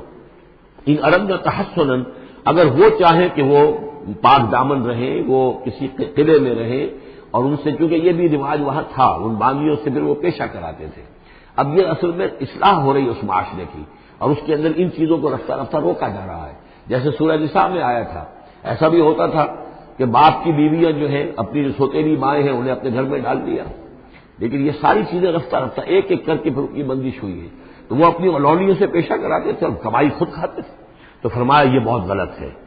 لتبتغوا عرض الحیات الدنیا، تاکہ تم حاصل کرو دنیا کی زندگی کا سامان. ومن یکرہن فإن اللہ من بعد اکراہہن غفور رحیم، اور اگر کوئی ان کو مجبور کرے گا اس کام کے لیے تو اللہ تعالیٰ ان کی اس مجبوری کی بنا پر ان کے حق میں غفور اور رحیم ہوگا. تم پر وبال آئے گا، جو کام یہ غلط کروائے گا وبال اس پر آئے گا. اگر وہ خود جو ہے مجبوراً کر رہی ہے اور وہ اس کے لیے ذہناً تیار نہیں ہے تو بہرحال اللہ اس کے حق میں غفور اور رحیم ہوگا. وَلَقَدْ أَنزَلْنَا إِلَيْكُمْ آيَاتٍ مُبَيِّنَاتٍ، اور دیکھو ہم نے نازل کر دی ہے تمہاری جانب یہ روشن آیات. وَمَثَلًا مِّنَ الَّذِينَ خَلَوْا مِن قَبْلِكُمْ، اور وہ ساری باتیں بھی ہم نے بتا دی ہیں کہ جو ان لوگوں میں تھیں جو تم سے پہلے تھے. یہ ساری گندگیاں، معاشرتی خرابیاں جو ہیں یہ پہلوں کے اندر بھی تھی، ہم نے ان سب کی نشاندہی کر دی ہے. وہ موعظۃ للمتقین، اور اہل تقویٰ کے لیے ہم نے نصیحت یہ نازل فرما دی ہے. قد جاءتکم موعظۃ من ربکم وشفاء لما فی الصدور. اب یہ 5واں رکوع آ رہا ہے اور یہ ہمارے اس منتخب نصاب کا جو دوسرا حصہ ہے ایمان کی بحث، اس کے ضمن میں یہ بہت اہم درس ہے. اور یہ آیت نمبر 35 جو آ رہی ہے یہ قرآن مجید کی عظیم ترین آیات میں سے ہے. اس سورہ مبارکہ کی بھی آیت نمبر 35 اور سورہ احزاب میں بھی بالکل ٹھیک یہی نمبر آیت نمبر 35 آپ کو ملے گی. یہ ایمان پر اور وہ اسلام کی کیفیات پر قرآن مجید کی عظیم ترین آیات ہے. اللہ نور السماوات والارض، اللہ آسمانوں اور زمین کا نور ہے. مثل نور ہی، اس پر ایمان کی مثال، اس کے نور ایمان کی مثال ایسی ہے کہ مشکاتن، جیسے ایک طاق ہے، فیہا مصباح، اس میں ایک چراغ روشن ہے. المصباح فی زجاجہ، وہ چراغ جو ہے چمنی کے اندر ہے، شیشہ ہے اس کے اوپر، جیسے لالٹینیں ہوتی تھی پچھلے زمانے میں، گلوب کے ساتھ جو ہے وہ لیمپ ہوتے تھے. الزجاجہ تو کانہا کوکب دری، اور وہ شیشہ چمک رہا ہے جیسے کہ ایک چمکدار ستارہ ہو. یوقد من شجرۃ، اور اس مصباح میں، اس دیے میں، اس چراغ میں جلایا جا رہا ہے تیل، کس کا؟ ایک شجرہ مبارکہ زیتونہ کا، ایک ایسا مبارک درخت زیتون کا، لا شرقیۃ ولا غربیہ، جو نہ شرقی ہے نہ غربی ہے. یعنی یہ کہ درخت ہے، جھنڈ ہے ایک. اب اگر تو اس جھنڈ کے مشرق میں کوئی درخت ہے تو صبح کی دھوپ تو انہیں ملے گی، شام کی نہیں ہوگی. مغرب میں ہے تو شام کی دھوپ مل جائے گی، صبح کی نہیں ملے گی. ایک علیحدہ کھڑا ہوا ہے کوئی، جس کے نہ ادھر کوئی اور ہے نہ ادھر کوئی اور درخت ہے، تو پورے دن کی تمازت دھوپ کی جو ہے وہ جذب کر رہا ہے. اور ایسے درخت کا جو روغن زیتون ہوتا تھا وہ بہت صاف شفاف، اسی کی مثال دی جا رہی ہے. جو نہ شرقی ہے نہ غربی ہے، وہ کسی جانب سے اوٹ میں ہے ہی نہیں. یکاد و زیتھا یضیء، اس کا جو روغن ہے وہ بھڑک اٹھنے کو بیتاب ہے، قریب ہے کہ روشن ہو جائے. ولو لم تمسسہ نار، چاہے اسے ابھی آگ نے چھوا ہی نہ ہو. نور علی نور، جب آگ مس کر جائے، چھو جائے تو پھر نور علی نور ہے، وہ بھڑک اٹھتا ہے۔ یہدی اللہ لنورہ من یشاء، اللہ تعالیٰ ہدایت فرماتا ہے اپنے نور کی جانب جس کو چاہتا ہے۔ وَيَضْرِبُ اللَّهُ الْأَمْثَالَ لِلنَّاسِ، اور اللہ تعالیٰ مثالیں بیان کرتا ہے لوگوں کے لیے۔ وَاللَّهُ بِكُلِّ شَيْءٍ عَلِيمٌ، اور اللہ ہر چیز کا کما حقہ علم رکھتا ہے۔ یہ اصل میں ایمان کے لیے، اس کے اجزائے ترکیبی کے لیے بہترین تمثیل ہے، جس کو میں پہلے بیان کرتا رہا ہوں کہ ایک ہے فطرت، انسانی فطرت۔ اگر فطرت سلیم ہے تو اس کے اندر یہ ایمانی حقائق موجود ہیں، معرفت خداوندی موجود ہے۔ البتہ اس پر کوئی پردے آ گئے ہیں، اس کے اوپر جو ہے کچھ غلاف پڑ گئے ہیں، اور جب آتی ہے وہی وہ اس کو ایکٹیویٹ کرتی ہے۔ آیات الہیہ جو ہیں، آیات قرآنیہ، وہ اندر کے جو ڈورمنٹ اس کی کانشیسنس ہے ایمان کی، اس کو ایکٹیویٹ کر کے شعور پر لے آتی ہے۔ اس کو یوں سمجھے کہ جیسے تیل ہے۔ اب تیل ایک ہے کڑوا تیل، جس سے کہ ہم دیے کبھی جلایا کرتے تھے، اب تو شاید ہی کہیں آپ نے دیکھا ہو دیا کس کو کہتے ہیں، لیکن اس میں وہ کڑوا تیل جو جلتا تھا تو کڑوا تیل خود آگ نہیں پکڑ سکتا، اس میں بتی ڈالنی پڑتی تھی، کوئی کپڑے کی بتی ہے بٹکر یا یہ کہ وہ روئی کی بتی بنائی ہے، اس بتی کا اس پھر آگ لگاتے تھے تو جل تو رہا ہے تیل، لیکن بواسطہ بتی، براہ راست وہ تیل جلنے کی پوزیشن میں نہیں ہے۔ لیکن ایک تیل ہے پیٹرول، جو کڑوے تیل سے روشنی حاصل کرنے کے لیے جتن کرنے پڑ رہے ہیں آپ کو جلانے کے لیے، اور پیٹرول گویا کہ بیتاب ہے، وہ بھڑک اٹھنے کو بیتاب ہے، ذرا سی چنگاری قریب آئی اور بھڑک گیا۔ اسی طریقے سے انسانوں کی طباع کا فرق ہے۔ کچھ لوگوں کی جو فطرت ہے اتنی سلیم ہوتی ہے، اتنی نیکی ہوتی ہے اس کے اندر کہ جیسے ہی وہی سامنے آئی، آئینہ جگمگا اٹھا ایک دم، اس لیے کہ اوپر غبار ہے ہی نہیں، اس کے اوپر کوئی اور جو ہے پردے پڑے ہوئے ہیں ہی نہیں۔ یہ مثال صدیقین کی ہے جو میں نے کل بھی آپ سے عرض کیا تھا کہ جیسے کہ حضور نے فرمایا میں نے جس کے سامنے بھی دعوت ایمان رکھی اس نے کچھ نہ کچھ توقف اور تردد ضرور کیا، سوائے ابو بکر کے کہ ایک لہجے کا بھی توقف نہیں کیا۔ یہ اس لیے کہ ان کی فطرت اتنی سلیم تھی، گویا کہ وہ پیٹرول تھا ان کے اندر جو بھڑک اٹھنے کو بیتاب تھا کہ ذرا قریب بھی اگر دیاچدائی آ گئی تو بھڑک اٹھے۔ لیکن کچھ لوگ ہوتے کہ جن کا تیل اتنا صاف اور پاک نہیں تھا، ان میں کوئی تکدر تھا، انہیں وقت لگ گیا، اگر چاہیے کہ بالآخر وہ ایمان لے آئے، لیکن یہ کہ کچھ اس میں بتی ڈالنی پڑی، کوئی اس کے لیے محنت کرنی پڑی۔ السابقون الاولون من المہاجرین والانصار والذین اتبعوہم باحسان، پھر وہ لوگ ہیں جو بعد میں درجہ بدرجہ پھر ان کے بعد آتے چلے گئے۔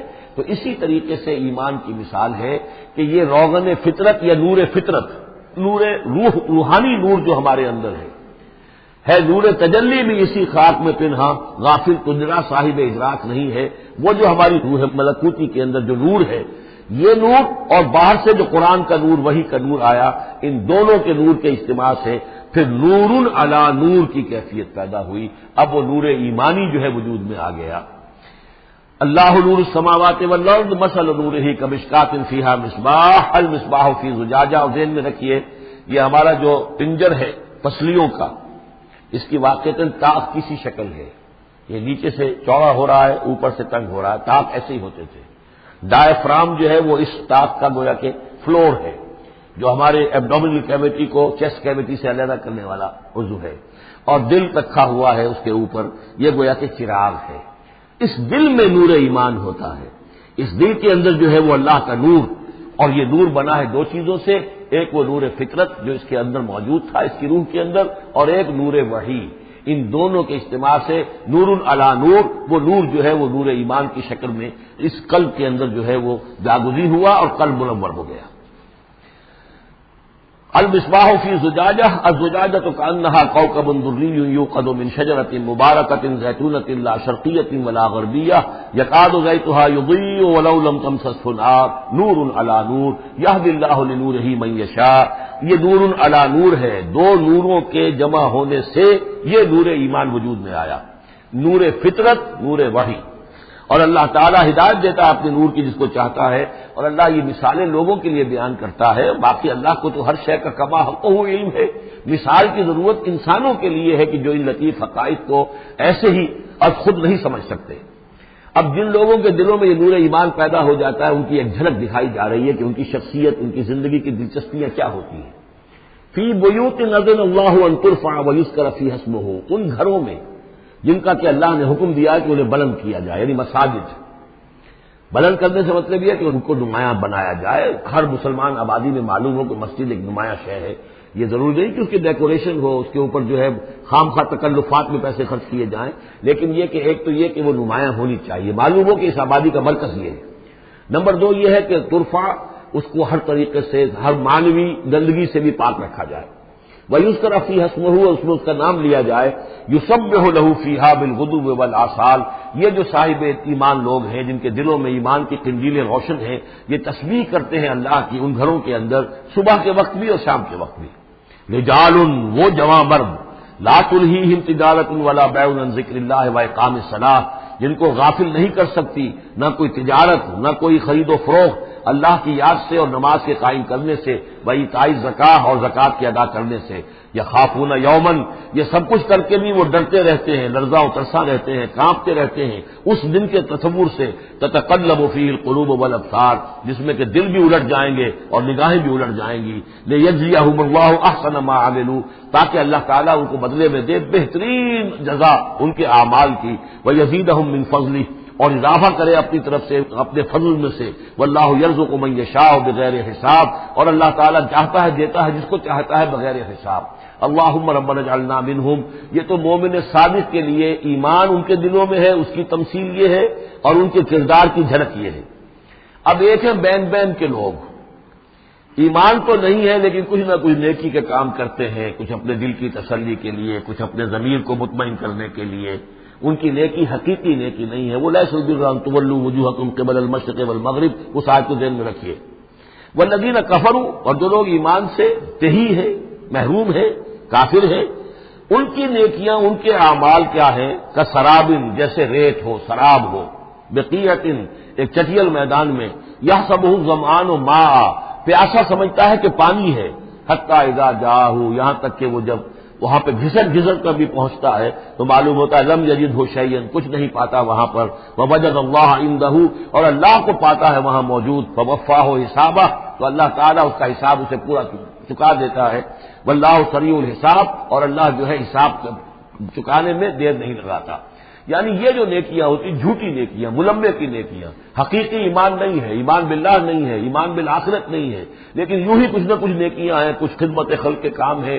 اس طرح کی چیزیں اللہ کی نگاہ میں ان کی کوئی وقت نہیں. اس کے لیے پہلے ایک مثال سورہ ابراہیم میں آ چکی ہے. دوسری مثال یہ کہ یہ نیکیاں سراب کے مانند ہیں، جنہیں پیاسا سمجھتا ہے کہ یہ پانی ہے، حقیقت میں پانی نہیں ہے. اب تیسرا جو کردار ہے وہ یہ ہے کہ جن کے دلوں میں، جن کی زندگیوں میں یہ جھوٹ موٹ کی نیکی بھی نہیں ہے، نفس پرستی اور دنیا پرستی، اور ان کے اندر ہر طرح کی گندگی جو ہے وہ آ چکی ہے. ان کی مثال کیا ہے؟ او کظلمات فی بحر اللجی، یا جیسے کہ اندھیرے ہوں ایک بڑے گہرے سمندر میں. یغشاہ موج، اس کے اوپر ایک موج چڑھی ہوئی ہو. من فوقہ موج، اس کے اوپر ایک اور موج ہو. من فوقہ سحاب، اور اوپر جو ہے بادل بھی ہوں. یعنی اندھیری رات ہے، کوئی روشنی نہیں، اوپر بادل ہے، نہ چاند اور ستاروں کی کوئی روشنی نہیں آ رہی. اور اس کے ساتھ ہی یہ ہے کہ موج کے اوپر موج چڑھی ہوئی ہے. ظلمات بعضها فوق بعض، یہ اندھیروں پر اندھیرے ہیں. اذا اخرج یدہ لم یکد یراہا، جب وہ اپنا ہاتھ نکالتا ہے تو اس کو بھی نہیں دیکھ سکتا، جسے ہم کہتے ہیں اپنے محاورے میں ہاتھ کو ہاتھ سجائی نہیں دیتا. وَأَلَّمْ يَجْعَلِ اللَّهُ لَهُ نُورًا، اور جس کو اللہ تعالیٰ ہی نے کوئی نور عطا نہ کیا ہو، فما لہ من نور، تو اس کے لیے پھر کہیں کوئی نور نہیں ہے. یہ وہ لوگ ہیں کہ جن کی زندگیاں کسی ملمے کی نیکی سے بھی خالی ہیں، اندھیارے ہی اندھیارے ہیں. ظلمات بعضها فوق بعض.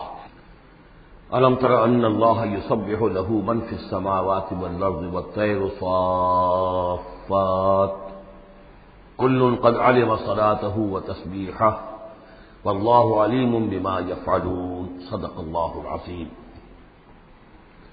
رب اشرح لي صدری ویسر لي امری واحلل عقدۃ من لسانی یفقهوا قولی. سورہ نور کا 5واں رکوع جو ہم پڑھ چکے ہیں، اس کے بارے میں یہ بات نوٹ کر لیجئے کہ جس طرح سورہ بقرہ کے پہلے 2 رکوعوں میں 3 قسم کے انسانوں کی تفصیل بیان ہوئی، وہاں وہ بنیادی طور پر ایک دعوت اور تحریک کے رد عمل میں جو لوگ مختلف شکلیں صورت اختیار کرتے ہیں، جو رد عمل مختلف شکلیں اختیار کرتا ہے، اس کے اعتبار سے ایک وہ جو مومنین صادقین ہیں، وہ ہر 6 بعد جب اس دعوت کو قبول کرتے ہیں تو اس کیفیت کے ساتھ کہ اب جو ہو سو ہو. ایک وہ لوگ ہیں کہ جو کسی ضد کی وجہ سے، تعصب کی وجہ سے، ہردرمی کی وجہ سے، کسی تکبر کی وجہ سے، حسد کی وجہ سے اس کے انکار پر کمر کس لیتے ہیں، اور وہ لوگ جو ہے کسی صورت بھی ماننے والے نہیں ہوتے۔ ایک بین کچھ مانتے ہیں کچھ نہیں مانتے، وہ چلتے ہیں پھر چھٹک کر کھڑے رہ جاتے ہیں، آسانی ہو تو کوئی دو چار قدم چل لیے، کوئی مشکل وقت آیا تو پھر اوندے منہ گر گئے۔ اسی کی ایک تمثیل سورہ حج میں آ چکی ہے، وَمِنَ النَّاسِ مَن يَعْبُدُ اللَّهَ عَلَىٰ حَرْفٍ فَإِنْ أَصَابَهُ خَيْرٌ اطْمَأَنَّ بِهِ وَإِنْ أَصَابَتْهُ فِتْنَةٌ انقلب عَلَىٰ وَجْهِهِ خَسِرَ الدُّنْيَا وَالْآخِرَةَ۔ اسی طرح یہاں اس رکوع میں بھی تین قسم کے انسانوں کا تذکرہ ہے، لیکن یہ مختلف اعتبار سے ہے۔ ایک وہ لوگ ہیں کہ جن کے دلوں میں حقیقی ایمان پیدا ہوا، ان کی فطرتیں بھی نیک تھیں، صالح تھیں، سلیم تھیں، اور پھر وہ وہی آسمانی سے بھی صحیح طور پر مستفیض ہوئے، ان کا باطن جگمگا اٹھا اور ان کے دلوں میں نیکی حقیقی معنی میں پیدا ہو گئی، اور اس کے لیے جو ایک نقشہ ہے ان کے سیرت و کردار کا وہ بھی کھینچ دیا گیا۔ ایک وہ لوگ ہیں کہ جن کے اندر سرے سے دنیا پرستی اور دنیا ہی کی شہوات اور خواہشات اور لذات، اس کے سوا کسی شے کا کوئی گزر ہی نہیں، وہ بالکل اس کے برعکس ہے۔ پہلے نور علی نور اور دوسرے ظلمات بعضها فوق بعض۔ کوئی جھوٹ موٹ کی نیکی بھی نہیں، کوئی ملمے کی نیکی بھی نہیں، ان کا مال ہے تو صرف اپنی ہی عیاشیوں کے لیے ہی، اپنے ہی جو بھی ان کے تعیش ہے اسی میں خرچ ہو رہا ہے۔ لہذا یہ وہ لوگ ہیں کہ وہ ایمان سے بھی محروم اور کسی جھوٹ موٹ کی نیکی سے بھی ان کے ہاں کسی نور کا سرے سے گزر ہی نہیں، ظلمات بعضها فوق بعض۔ اور اس کے لیے تفصیل دی گئی ہے کہ گہرے سمندر کے اندر جو اندھیرا ہوتا ہے، ایبسولوٹ ڈارکنس، کہ رات بھی ہے، اوپر بادل بھی ہے، اور جو ہے موج پر موج چڑھی ہوئی ہے، ایبسولوٹ ڈارکنس۔ ایک فرینچ امیر البحر تھا جو اسی آیت کو پڑھ کر ایمان لے آیا تھا، اس کی ساری عمر گزری تھی سمندروں کے اندر، اور وہ جانتا تھا کس قسم کی ڈارکنس ہوتی ہے وہاں۔ اس نے کہا کہ پتہ کیا کہ کیا محمد نے صلی اللہ علیہ وسلم کبھی بحری سفر کیے تھے؟ جب اسے معلوم ہوا کہ انہوں نے کبھی بحری سفر کیا ہی نہیں، تو اس نے کہا کہ پھر یہ ثابت ہو گیا کہ یہ اللہ کا کلام ہے، ورنہ یہ تشبیہ جو ہے کوئی شخص اس کو وہ تو دے سکتا ہے کہ جس نے بحری سمندر کیے ہوں اور جس سے اندازہ ہو، اور وہ سمندر کے اندر کبھی اس نے غوطے بھی لگائے ہوں، اور وہ ایبسولوٹ ڈارکنس کا کانسیپٹ۔ بہرحال یہ دوسری انتہا، بیچ میں وہ لوگ ہیں، بین ہیں، کچھ نیکیاں بھی کرتے ہیں، حقیقی ایمان سے محروم ہیں، نہ اللہ پر نہ یوم آخر پر ان کا پختہ ایمان نہیں ہے، لیکن یہ کہ اپنے ضمیر کو مطمئن کرنے کے لیے کچھ نہ کچھ، یا دنیا میں کوئی نام کمانے کے لیے یا کوئی اور شہرت حاصل کرنے کے لیے وہ کچھ نیکیاں کرتے ہیں، تو ان کی نیکیوں کی مثال شراب کسی ہے۔ الم تری ان اللہ یسبح لہ من فی السماوات والارض، کیا تم دیکھتے نہیں ہو کہ اللہ کی تسبیح کرتے ہیں وہ سب جو آسمانوں میں ہے اور جو زمین میں ہے، اور نہ صرف آسمانوں اور زمین میں بلکہ ان دونوں کے مابین جو السماء میں جو ہے، والطیر صافات، اور یہ جو پرندے ہیں جو اپنے پروں کو پھیلائے ہوئے ہیں یہ بھی اللہ کی تسبیح کر رہے ہیں۔ کل قد علم صلاتہ و تسبیحہ، ہر ایک کے علم میں ہے، ہر ایک نے جان لی ہے اپنی نماز، اپنی صلاۃ اور اپنی تسبیح۔ یہ وہی بات ہے جو سورہ بنی اسرائیل میں آ چکی ہے، وَإِن مِّن شَيْءٍ إِلَّا يُسَبِّحُ بِحَمْدِهِ وَلَٰكِن لَّا تَفْقَهُونَ تَسْبِيحَهُمْ، کوئی شے نہیں ہے اس کائنات میں جو اللہ کی تسبیح و تحمید نہ کر رہی ہو، لیکن تمہیں اس کا شعور نہیں ہو سکتا۔ واللہ علیم بما یفعلون، اور جو کچھ وہ کرتے ہیں اللہ کے علم میں ہے۔ وللہ ملک السماوات والارض، اور اللہ ہی کے لیے ہے آسمانوں اور زمین کی بادشاہی۔ وإلی اللہ المصیر، اور اللہ ہی کی طرف لوٹ جانا ہے۔ الم تری ان اللہ یزجی سحابا، کیا تم دیکھتے نہیں ہو کہ اللہ تعالیٰ ہانک کر لاتا ہے بادلوں کو؟ کہاں سے ہوائیں لے کر چل رہی ہیں بادلوں کو؟ کہیں تو بے آف بنگال سے وہ اٹھی ہیں مانسون کی ہوائیں، اور کہاں تک پہنچ جاتی ہیں پاکستان تک۔ ان اللہ یزجی سحابا ثم یؤلف بینہ، پھر ان بادلوں کو آپس میں جوڑ دیتا ہے، ثم یجعلہ رکاما، پھر ان کو تہ بر تہ کر دیتا ہے۔ اب یہ تہ بر تہ کا معاملہ جو ہے، دیکھیے ہوائی سفر جس نے کیا ہے اسے اس کا تجربہ ہوتا ہے۔ جب جہاز چڑھتا ہے تب بھی وہ جب بادلوں کے اندر سے گزرتا ہے تو صاف نظر آتا ہے ایک تہ، اس کے بعد پھر خلا ہے، پھر ایک اور تہ، پھر خلا ہے، پھر ایک اور تہ، اترتے ہوئے بھی اسی طریقے سے تہ بر تہ بادل۔ رکامن فتر الودق یخرج من خلالہ، تو تم دیکھتے ہو کہ بارش برستا ہے ان دونوں، ان کے بین سے، ان کے بیچ سے برستی ہے بارش، پانی برستا ہے۔ وَيُنَزِّلُ مِنَ السَّمَاءِ مِن جِبَالٍ فِيهَا مِن بَرَدٍ، اور اللہ تعالیٰ اتارتا ہے آسمان سے وہ پہاڑ بھی کہ جن میں وہ اولے ہوتے ہیں، یعنی یہ کہ اولے جو آ رہے ہیں زمین پر تو معلوم ہوتا ہے کہ جیسے ان کے بھی کوئی پہاڑ ہے آسمانوں کے اندر۔ فیصیب بہ من یشاء، تو اللہ تعالیٰ یہ اولے برسا دیتا ہے جس پر چاہتا ہے، یعنی جس کی کھیتی برباد اللہ کو کرنی ہوتی ہے کسی سبب سے، اس کی کھیتی کے اوپر یہ اولے جا کے برس جاتے ہیں۔ وَيَصْرِفُهُ عَمَّن يَشَاءُ، اور ان کا رخ پھیر دیتا ہے جس سے چاہتا ہے۔ ایسا بھی ہوتا ہے بعض اوقات کہ بالکل ایک کھیت جو ہے وہ بالکل تباہ و برباد ہو گیا ہے اور برابر کا کھیت بالکل ٹھیک ہے، اس کے اوپر کوئی اولا نہیں گرا۔ یکاد سنا برقہ یذھب بالابصار، اور اس کی جو بجلی کی کوند ہے وہ اس قریب ہے کہ وہ لوگوں کی نگاہوں کو اچک کر لے جائے۔ یقلب اللہ اللیل والنہار، اللہ تعالیٰ عدلتا بدلتا رہتا ہے دن اور رات کو۔ ان فی ذلک لعبرۃ لاولی الابصار، یقیناً اس میں دھیان کرنے کا اور سبق سیکھنے کا اور عبرت حاصل کرنے کا مواد ہے ہوش مندوں کے لیے، آنکھ والوں کے لیے، دیکھنے والوں کے لیے۔ واللہ خلق کل دابۃ من ماء، اور اللہ نے بنائی ہے ہر جاندار چیز اس زمین کے اوپر پانی سے۔ فمنہم من یمشی علی بطنہ، اب ان جانداروں میں سے جو زمین میں اللہ نے بنائے ہیں وہ بھی ہے کہ جو اپنے پیٹ کے بل پر چلتے ہیں، یہ ریپٹائلز جن کو ہم کہتے ہیں، ریپٹائلز ہیں جو اپنے پیٹ کے بل پر چل رہے ہیں۔ منہم من یمشی علی رجلین، اور ان میں وہ بھی ہے کہ جو دو ٹانگوں پر چلتے ہیں۔ اب ہم بھی انہی میں سے ہیں، اور باقی شمپنزی اور گوریلاز بھی ہیں، اور بھی ایسے ہوں گے کہ جو دو ٹانگوں پر چلتے ہیں۔ ومنہم من یمشی علی اربع، سب سے زیادہ کثیر تعداد جو ہے وہ زمینی حیوانات کے اندر ان کی ہے کہ جو چار پر چلتے ہیں۔ یخلق اللہ ما یشاء، اللہ تعالیٰ پیدا کرتا ہے جو چاہتا ہے۔ ان اللہ علی کل شیء قدیر، یقیناً اللہ تعالیٰ ہر چیز پر قادر ہے۔ اب کافی عرصے کے بعد منافقین کا تذکرہ قرآن مجید میں ہو رہا ہے، کیونکہ یہ ہم نے سورہ یونس سے لے کر اور سورہ مومنون تک جو 14 سورتیں پڑھی ہیں ان میں تو سارا معاملہ تھا مشرکین عرب سے، کفار سے، مشرکین سے، ساری بحث ان سے تھی۔ کہیں کہیں گفتگو کا رخ جو ہے وہ اہل کتاب کی طرف ہوئے سخن، بغیر انہیں باضابطہ خطاب کیے ہوئے، اور یا پھر تیسرا خطاب حضور سے ہے ذاتی، اور حضور کی وساطت سے اہل ایمان کے ساتھ، اور ابھی وہاں نفاق کا کوئی اس قسم کا موجود نہیں تھا معاملہ کہ منافقین کے ساتھ کوئی رد و قضا ہوتی۔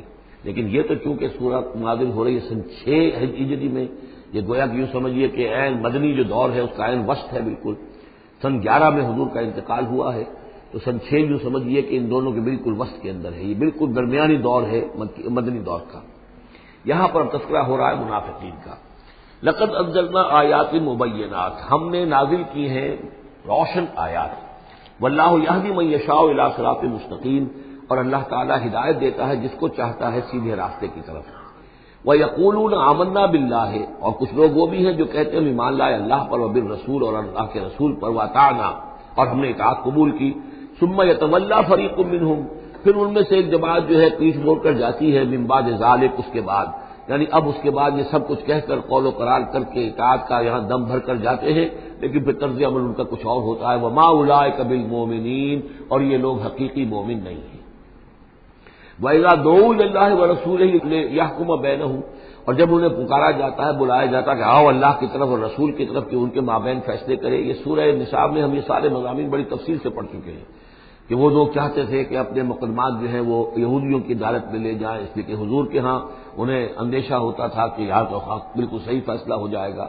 تو اس طرح کا جو ان کا کردار تھا، جب انہیں بلایا جاتا ہے اللہ کے اور اس کے رسول کی طرف کہ آؤ کہ وہ فیصلہ کرے تمہارے مابین، اذا فریق منہم معرضون، تو ان میں سے ایک گروہ اور ایک جماعت ایسی ہے جو اعراض کرتی ہے اور کرنی کترا جاتی ہے۔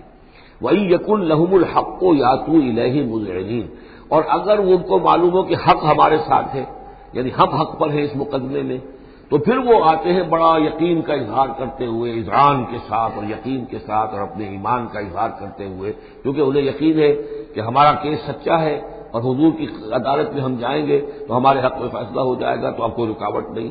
یاتوا الیہ مذعنین، خوب یقین کا اعتماد کا اظہار کرتے ہوئے آتے ہیں۔ افی قلوبہم مرض، کیا ان کے دلوں میں روگ ہے؟ ام ارتابوا، یا یہ شکوک میں مبتلا ہو گئے ہیں؟ ام یخافون ان یحیف اللہ علیہم، یا انہیں یہ اندیشہ ہے کہ اللہ تعالیٰ جو ہے ان کے ساتھ ناانصافی کرے گا، ورسولہ، وہ اس کے رسول، بل اولئک هم الظالمون، نہیں بلکہ حقیقت میں یہی ظالم ہے۔ ایمان کی اصل حقیقت سے چونکہ یہ محروم ہے، لہذا ساری غلطی ان کے اپنے کردار میں ہے۔ انما کان قول المؤمنین اذا دعوا الی اللہ ورسولہ لیحکم بینہم، جو حقیقی مومن ہوتے ہیں ان کو تو جب بلایا جاتا ہے اللہ کی طرف اور اس کے رسول کی طرف کہ وہ فیصلہ کرے ان کے مابین، تو ان کا قول تو یہی ہوتا ہے ان یقولوا سمعنا واطعنا، کہ وہ کہتے ہیں کہ ہم نے سنا اور ہم نے مانا، ہم حاضر ہیں، جو بھی فیصلہ محمد رسول اللہ کا ہوگا ہم اسے بسر و چشم تسلیم کریں گے۔ انما کان قول المؤمنین اذا دعوا الی اللہ ورسولہ لیحکم بینہم ان یقولوا سمعنا واطعنا واولئک هم المفلحون، اور یقیناً وہی لوگ ہیں جو پھر فلاح پانے والے ہیں۔ ومن یطع اللہ ورسولہ، اور جو اللہ کی اور اس کے رسول کی اطاعت کرتا ہے، ویخشى اللہ ویتقہ، اور اللہ کا خوف بھی رکھتا ہے، اس کا تقوی اختیار کرتا ہے، فاولئک هم الفائزون، تو یقیناً وہی لوگ ہیں کہ جو کامیاب ہونے والے ہیں۔ وَأَقْسَمُوا بِاللَّهِ جَهْدَ أَيْمَانِهِمْ، اور وہ قسمیں کھا کر کہتے ہیں، اللہ تعالیٰ کی قسمیں کھاتے ہیں اپنی امکانی حد تک، لئن امرتہم، اے نبی اگر آپ حکم دیں گے لَيَخْرُجُنَّ، تو وہ لازماً نکل جائیں گے۔ آپ حکم دے دیا میں ہم حاضر ہیں، ویسے میری یہ مجبوری ہے، یہ میری تکلیف ہے، یہ مسئلہ ہے، ویسے آپ حکم دیں گے اگر تو میں بالکل حاضر ہوں۔ یہ آپ کو اب بھی معلوم ہوگا کہ ہماری جماعتی زندگیوں کے اندر یہ مسئلہ ہوتا ہے کہ کوئی امیر ہے، اس نے ایک بات کہی ہے، کھل کر اس نے کہہ دیا ہے کہ میں یہ چاہتا ہوں کہ معاملہ اس طرح کیا جائے۔ اب کچھ لوگ کرنے کا کراتے ہیں، اچھا جی اگر آپ حکم دیں گے تو میں کروں گا، لیکن یہ کیا بات ہے؟ جب وہ امیر ہے آپ کا، وہ بات کہہ رہا ہے تو اس کی بات کو آپ حکم کیوں نہیں سمجھ گئے؟ اسی طریقے سے حضور صلی اللہ علیہ وسلم نے جب فرما دیا ہے کہ نکلنا ہے، اب دشمن کے مقابلے کے لیے نکلو، اب آپ چاہتے ہیں پی پی کال کر کے حضور ایک ایک کی خوشامد کریں کہ آئیے آپ ضرور نکلیے، خدا کے لیے ضرور چلیے، یہ حضور کرنے والے نہیں ہیں۔ وَأَقْسَمُوا بِاللَّهِ جَهْدَ أَيْمَانِهِمْ، اور یہ اللہ کی قسمیں کھا کر کہتے ہیں اپنی امکانی حد تک، لئن امرتہم، اے نبی آپ کا حکم ہوگا کہ میں حاضر ہوں، لَيَخْرُجُنَّ، ہم ضرور نکلیں گے۔ قُل لَا تُقْسِمُوا، اے نبی ان سے کہیے تم قسمیں مت کھاؤ، طاعۃ معروفہ، معروف طریقے پر اطاعت اختیار کرو۔ تم نے اعلان کیا ہے کہ تم مجھ پر ایمان لائے ہو، تم نے اعلان کیا ہے کہ تم مجھے اللہ کا رسول سمجھتے ہو، اب جو میں کہہ رہا ہوں اسے قبول کرو، اختیار کرو۔ یہ کیا ہے کہ میں کسی کو ایک ایک کو علیحدہ علیحدہ حکم دوں؟ ان اللہ خبیر بما تعملون، یقیناً جو کچھ تم کر رہے ہو اللہ اس سے باخبر ہے۔ قل اطیعوا اللہ واطیعوا الرسول، اے نبی کہہ دیجئے۔ اب دیکھیے نوٹ کر لیجئے، سورہ نساء میں نے تفصیل سے آپ کو بیان کیا تھا کہ منافقین پر تین ہی چیزیں بھاری تھیں۔ نمبر ایک، حضور کی شخصی اطاعت کرنا، نمبر دو، جہاد اور قتال کے لیے نکلنا، نمبر تین، ہجرت۔ تین ایشوز کے اوپر بڑی تفصیل سے وہاں گفتگو ہو چکی ہے۔ یہاں اطاعت رسول کو جو ہے، جو پہلا مضمون تھا سورہ نساء میں، اسی کو زیادہ موقت کیا جا رہا ہے۔ قل اطیعوا اللہ واطیعوا الرسول، کہیے ان سے اطاعت کرو، اللہ کی اطاعت کرو، اس کے رسول کی صلی اللہ علیہ وسلم۔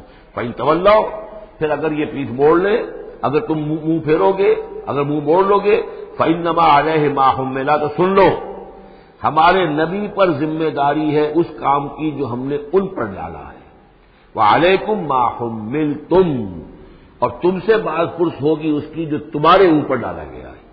یعنی نبی نے جو ذمہ داری تھی اللہ کا دین تم تک پہنچایا، اللہ کے احکام پہنچا دیے، ان کا کام جو ہے اس پر ختم ہو گیا۔ اب اطاعت کرنا، اس کی تعمیل کرنا، اس کے حکم پر چلنا، اللہ کے دین کے لیے تن من دھن لگانا، اور یہ سارا کام تمہیں کرنا ہے۔ تو جو ان کی ذمہ داری ہے وہ ادا کریں گے، اور اللہ کے ہاں ان کے بارے میں سوال کر لیا جائے گا، اور جو تمہاری ذمہ داری ہے ظاہر بات ہے کہ اس کے جواب بھی تمہیں کرنی ہے۔ اس میں یہ بھی ہوتا ہے بسا اوقات کہ کسی شخص کو یہ گمان ہو جائے، ظاہر بات ہے میں نے آپ کو سنایا تھا کہ ایک شخص نے کہہ دیا تھا حضور سے، اے دل یا محمد، اے محمد عدل سے کام لیجیے صلی اللہ علیہ وسلم، بڑی گستاخی کے ساتھ اس نے کہا، گویا کہ الزام لگایا کہ آپ یہ جو صدقات کی جو تقسیم کر رہے ہیں یا مال غنیمت تقسیم کر رہے ہیں، اس میں آپ عدل سے کام نہیں لے رہے۔ تو حضور نے بھی غصے میں جواب دیا تھا کہ انما عدل فرم یا عدل، اگر میں عدل نہیں کروں گا تو کون کرے گا؟ اسی طریقے سے ہو سکتا ہے کسی جماعتی زندگی کے اندر کوئی امیر ہے اور اس سے کوئی شخص یہ محسوس کرے، اس کا ساتھی، کہ مجھ پر زیادتی کی ہے انہوں نے، امیر نے زیادتی کی ہے، کوئی بات نہیں، امیر نے زیادتی کی ہے تو امیر اس کی جواب دہی اللہ کے ہاں کر لے گا، اللہ تعالیٰ کے ہاں جواب دہی ہو جائے گی، اور ہو سکتا ہے اس کے کچھ نیکیاں ہے وہ تمہارے حساب میں اللہ تعالیٰ درج کر دے، لینا دینا وہاں ہو جائے گا، ڈیبٹ کریڈٹ ہو جائے گا۔ لیکن اس کا مطلب یہ ہو کہ ناراض ہو کر بیٹھ رہا ہو کہ اب اپنی ذمہ داریاں ادا نہیں ہو رہی، تو پھر تو جواب دہی تمہاری ہو جائے گی اللہ کے ہاں، ایکسپلینیشن کال تمہاری ہو جائے گی کہ ناراض ہو کر بیٹھ رہے ہیں کیونکہ انہوں نے میرے ساتھ یہ کیا ہے، لہذا میں بس اب کام کچھ نہیں کروں گا۔ یہ تو گویا کہ ایک منفی طرز عمل ہے، تمہیں جواب دہی کرنی ہے اپنے فرائض کی، اپنی ذمہ داریوں کی۔ تو یہ جماعتی زندگی سے متعلق بعض بہت اہم ہیں جو مباحث اس سورہ مبارکہ میں آئے ہیں، اور ان میں سے بعض ہمارا جو منتخب نصاب نمبر 2 ہے جو اس سورہ مبارکہ کی آخری آیات ہے، وہ اس کے ایک درس کی حیثیت سے اس میں شامل ہے۔ جو جماعتی زندگی جو ہے، جب ایک جماعت بنانی پڑے گی، اگر دین کا کام کرنا ہے تو اکیلے اکیلے تو نہیں ہو سکتا، جماعت کا نظم ہو، ایک ڈسپلن ہو، ایک حزب اللہ وجود میں آئے جو سورہ مائدہ میں دیکھ آئے ہیں، فإن حزب اللہ هم الغالبون، غلبہ جو ہے تو وہ حزب اللہ کو اللہ تعالیٰ دیتا ہے، ید اللہ علی الجماعہ، جماعت کے اوپر اللہ کا ہاتھ ہے، جماعت کی کو اللہ کی نصرت اور تائید حاصل ہوتی ہے۔ اس جماعتی زندگی کے بعد ایسے نفسیاتی معاملات ہوتے ہیں اور اس کے اندر بعض ایسے حساس مسائل ہوتے ہیں کہ جن کے بارے میں بڑی عمدہ رہنمائی دی گئی ہے مختلف مقامات پر، ان پر ہم نے پھر مرتب کیا ہے منتخب نصاب، مطالعہ قرآن حکیم کا منتخب نصاب نمبر 2۔ قل اطیعوا اللہ واطیعوا الرسول فإن تولوا فإنما علیہ ما حمل، ان پر جو ذمہ ہے وہ ان کی اپنی ذمہ داری کا، اور تمہارے اوپر جو بوجھ ہے، جو تمہاری مسئولیت ہے، وہ تمہاری ذمہ داری کی۔ وَإِن تُطِيعُوهُ تَهْتَدُوا، جان لو یہ اللہ کے رسول ہیں، اگر تم ان کی اطاعت پر کاربند رہو گے تبھی تم ہدایت یافتہ ہوگے۔ وَمَا عَلَى الرَّسُولِ إِلَّا الْبَلَاغُ الْمُبِينُ، اور ہمارے رسول پر سوائے صاف صاف پہنچا دینے کی اور کوئی ذمہ داری نہیں ہے۔ اب جو آیت آ رہی ہے یہ بھی طویل آیات میں سے اور عظیم ترین آیات میں سے آیت استخلاف، یہ خلافت کا جو اللہ تعالیٰ نے وعدہ کیا ہے اس امت سے۔ وعد اللہ الذین آمنوا منکم وعملوا الصالحات، اے مسلمانوں اللہ کا وعدہ ہے تم میں سے ان لوگوں کے ساتھ جو ایمان اور عمل صالح کی شرطیں پوری کر دیں گے۔ یہ نام کے مسلمان، نسلی مسلمان جو اللہ کے حکم پر چلتے بھی نہ ہوں، اللہ کے احکام کے مطابق عمل نہ کرتے ہوں، دین کے لیے تن من دھن لگانے کو تیار نہ ہوں، ان سے یہ وعدہ نہیں ہے۔ وعدہ ہے حقیقی اہل ایمان، جو ایمان حقیقی کی شرط پوری کرے اور ایمان کے جو عملی تقاضے ہیں ان کو بھی بجا لائے۔ وعد اللہ الذین آمنوا منکم وعملوا الصالحات لیستخلفنہم فی الارض، کہ وہ انہیں زمین میں خلافت عطا کرے گا، حکومت عطا کرے گا، غلبہ عطا کرے گا۔ کما استخلف الذین من قبلہم، جیسے کہ اس نے خلافت عطا کی تھی ان کو جو ان سے پہلے تھے، حضرت داؤد کو، حضرت طالوت کو، حضرت سلیمان کو جو خلافت دی گئی، بعد میں بھی مکابی حکومت قائم ہوئی ہے، اس میں بھی خلافت قائم ہوئی، تو یہ خلافت جیسے پہلے ہم نے دی تھی سابقہ امت مسلمہ کو، ایسے ہی اے امت محمد صلی اللہ علیہ وسلم تمہیں بھی خلافت دی جائے گی، بشرطے کہ ایمان اور عمل صالح کی یہ 2 شرطیں تم پوری کرو۔ اب یہ خلافت جو ہے اس کو 3 انداز میں یہاں بیان کیا گیا ہے۔ لَيَسْتَخْلِفَنَّهُمْ فِي الْأَرْضِ، انہیں لازماً خلافت دے گا زمین میں، حکومت دے گا، کما استخلف الذین من قبلہم، جیسے کہ خلافت دی تھی اور حکومت دی تھی ان کو کہ جو ان سے پہلے تھے۔ وَلَا يُمَكِّنَنَّ لَهُمْ دِينَهُمُ الَّذِي ارْتَضَىٰ لَهُمْ، اور ان کے اس دین کو زمین میں غلبہ عطا کرے گا، قوت عطا کرے گا، تمکن عطا کرے گا جو اللہ نے ان کے لیے پسند کر لیا ہے۔ ظاہر بات ہے مسلمانوں کی خلافت ہے تو اس کے معنی کیا ہے؟ اللہ کے دین کا غلبہ ہے، وہ تو بات تو ایک ہی ہے، اللہ کا دین غالب، اس کی کیا معنی ہے؟ مسلمانوں کی خلافت۔ تو چیز ایک ہی ہے لیکن یہاں 3 الفاظ لا کر اس کی اہمیت کو نمایاں کیا جا رہا ہے 3 اعتبارات سے۔ وَلَا يُمَكِّنَنَّ لَهُمْ دِينَهُمُ الَّذِي ارْتَضَىٰ لَهُمْ، اب یہاں دیکھیے وہی لام مفتوح شروع میں فعل مضارع سے اور اس کے بعد یہ نون مشدد، یہ سارے وعدے نہایت تاکیدی وعدے ہیں۔ لَيَسْتَخْلِفَنَّهُمْ فِي الْأَرْضِ كَمَا اسْتَخْلَفَ الَّذِينَ مِن قَبْلِهِمْ وَلَيُمَكِّنَنَّ لَهُمْ دِينَهُمُ الَّذِي ارْتَضَىٰ لَهُمْ، واللہ نے دین کون سا ہے جو پسند کر لیا ہے؟ الْيَوْمَ أَكْمَلْتُ لَكُمْ دِينَكُمْ وَأَتْمَمْتُ عَلَيْكُمْ نِعْمَتِي وَرَضِيتُ لَكُمُ الْإِسْلَامَ دِينًا، یہ آیت ہم پڑھ چکے ہیں سورہ مائدہ میں۔ اور تیسری بات وَلَيُبَدِّلَنَّهُم مِّن بَعْدِ خَوْفِهِمْ أَمْنًا، اللہ تعالیٰ ان کے خوف کی کیفیت جو ہے اس کو بدل دے گا امن کی کیفیت سے۔ ظاہر بات ہے جب تک کہ مسلمان کمزور تھے ان کے لیے خوف تھا، ابھی ادھر سے حملے کا اندیشہ ہے، ابھی ادھر سے حملے کا اندیشہ ہے، اب فلاں قبیلے کی طرف سے خبر آئی ہے کہ وہ فوجی تیاری کر رہا ہے، فوج کشی کرے گا، وہ خوف کی ایک کیفیت تھی جو ہر وقت جاری رہی ہے۔ ایمرجنسی کی کیفیت جو ہے مدینہ منورہ میں یوں سمجھیے کہ پورے 5 برس ایمرجنسی رہی ہے، ہر وقت ہر آن اندیشہ ہوتا تھا، خبریں آ رہی ہیں اب ادھر سے کوئی قبیلہ حملہ کرنے والا ہے، اب یہ مکے میں کوئی ان کی ملاقاتیں ہوئی ہیں، کوئی سازش ہوئی ہے، ابھی کوئی خط چلا گیا ابو عامر راہب کا کوئی مشن ہے، یہ ساری خبریں آتی تھیں۔ لیکن یہ کہ اب اس کے بعد وہ وقت آ جائے گا کہ ان کا جو خوف کی کیفیت ہے بدل جائے گی امن سے۔ یعبدوننی لا یشرکون بی شیئا، میں یہاں اس کو سمجھتا ہوں مستقبل سے متعلق، جب ایسا ہو جائے گا تو پھر وہ میری بندگی کریں گے کہ اس میں کسی شے کا شرک جو ہے گوارا نہیں کریں گے۔ جب تک اللہ کی حکومت نہیں ہے تو ظاہر بات ہے کچھ نہ کچھ شرک تو ہو ہی رہا ہے۔ اب ہم یہاں رہ رہے ہیں، پاکستان میں رہ رہے ہیں، اللہ کا دین تو قائم نہیں ہے، قانون کس کا ہے؟ اللہ کا تو نہیں ہے، تو گویا کہ ہم قومی اعتبار سے، اجتماعی اعتبار سے کفر اور شرک میں زندگی بسر کر رہے ہیں۔ ہمارا اپنا کوئی عقیدہ فرض کیجیے ہے بھی ٹھیک، بالکل مشرکانہ اوہام سے ہم نے اپنے آپ کو پاک کر لیا ہے اور توحید فی العقیدہ ہماری بالکل صحیح ہے، لیکن سوال یہ کہ ہم اس ملک کے شہری ہیں، اس ملک کا دستور ہے، اس ملک کے اندر جو ہے اللہ کی حکومت اور اللہ کے قانون کی بالادستی نہیں ہے، تو اس کے کیا معنی؟ ہم بھی اس کے شہری ہونے کی حیثیت سے اس میں ملوث ہیں۔ تو یہ ہے کہ یہ توحید کامل اس وقت ہوگی جب یکون الدین کلہ للہ، جب دین کل کا کل اللہ کے لیے ہو جائے گا، عملاً توحید کی تکمیل اس وقت ہوگی۔ یعبدوننی، میری بندگی کریں گے، لا یشرکون بی شیئا، اور میرے ساتھ کسی شے کو شریک نہیں کریں گے، ومن کفر بعد ذلک فاولئک هم الفاسقون، اور جو اس کے بعد بھی کفر کریں تو پھر وہ تو فاسق ہیں، ناانجار ہیں، سرکش ہیں۔ اس کے بھی دو معنی ہو سکتے ہیں، جب دین کا غلبہ ہو گیا پھر بھی جو کفر کرے وہ تو معلوم ہوا کہ اس کے اندر خیر سرے سے ہے ہی نہیں۔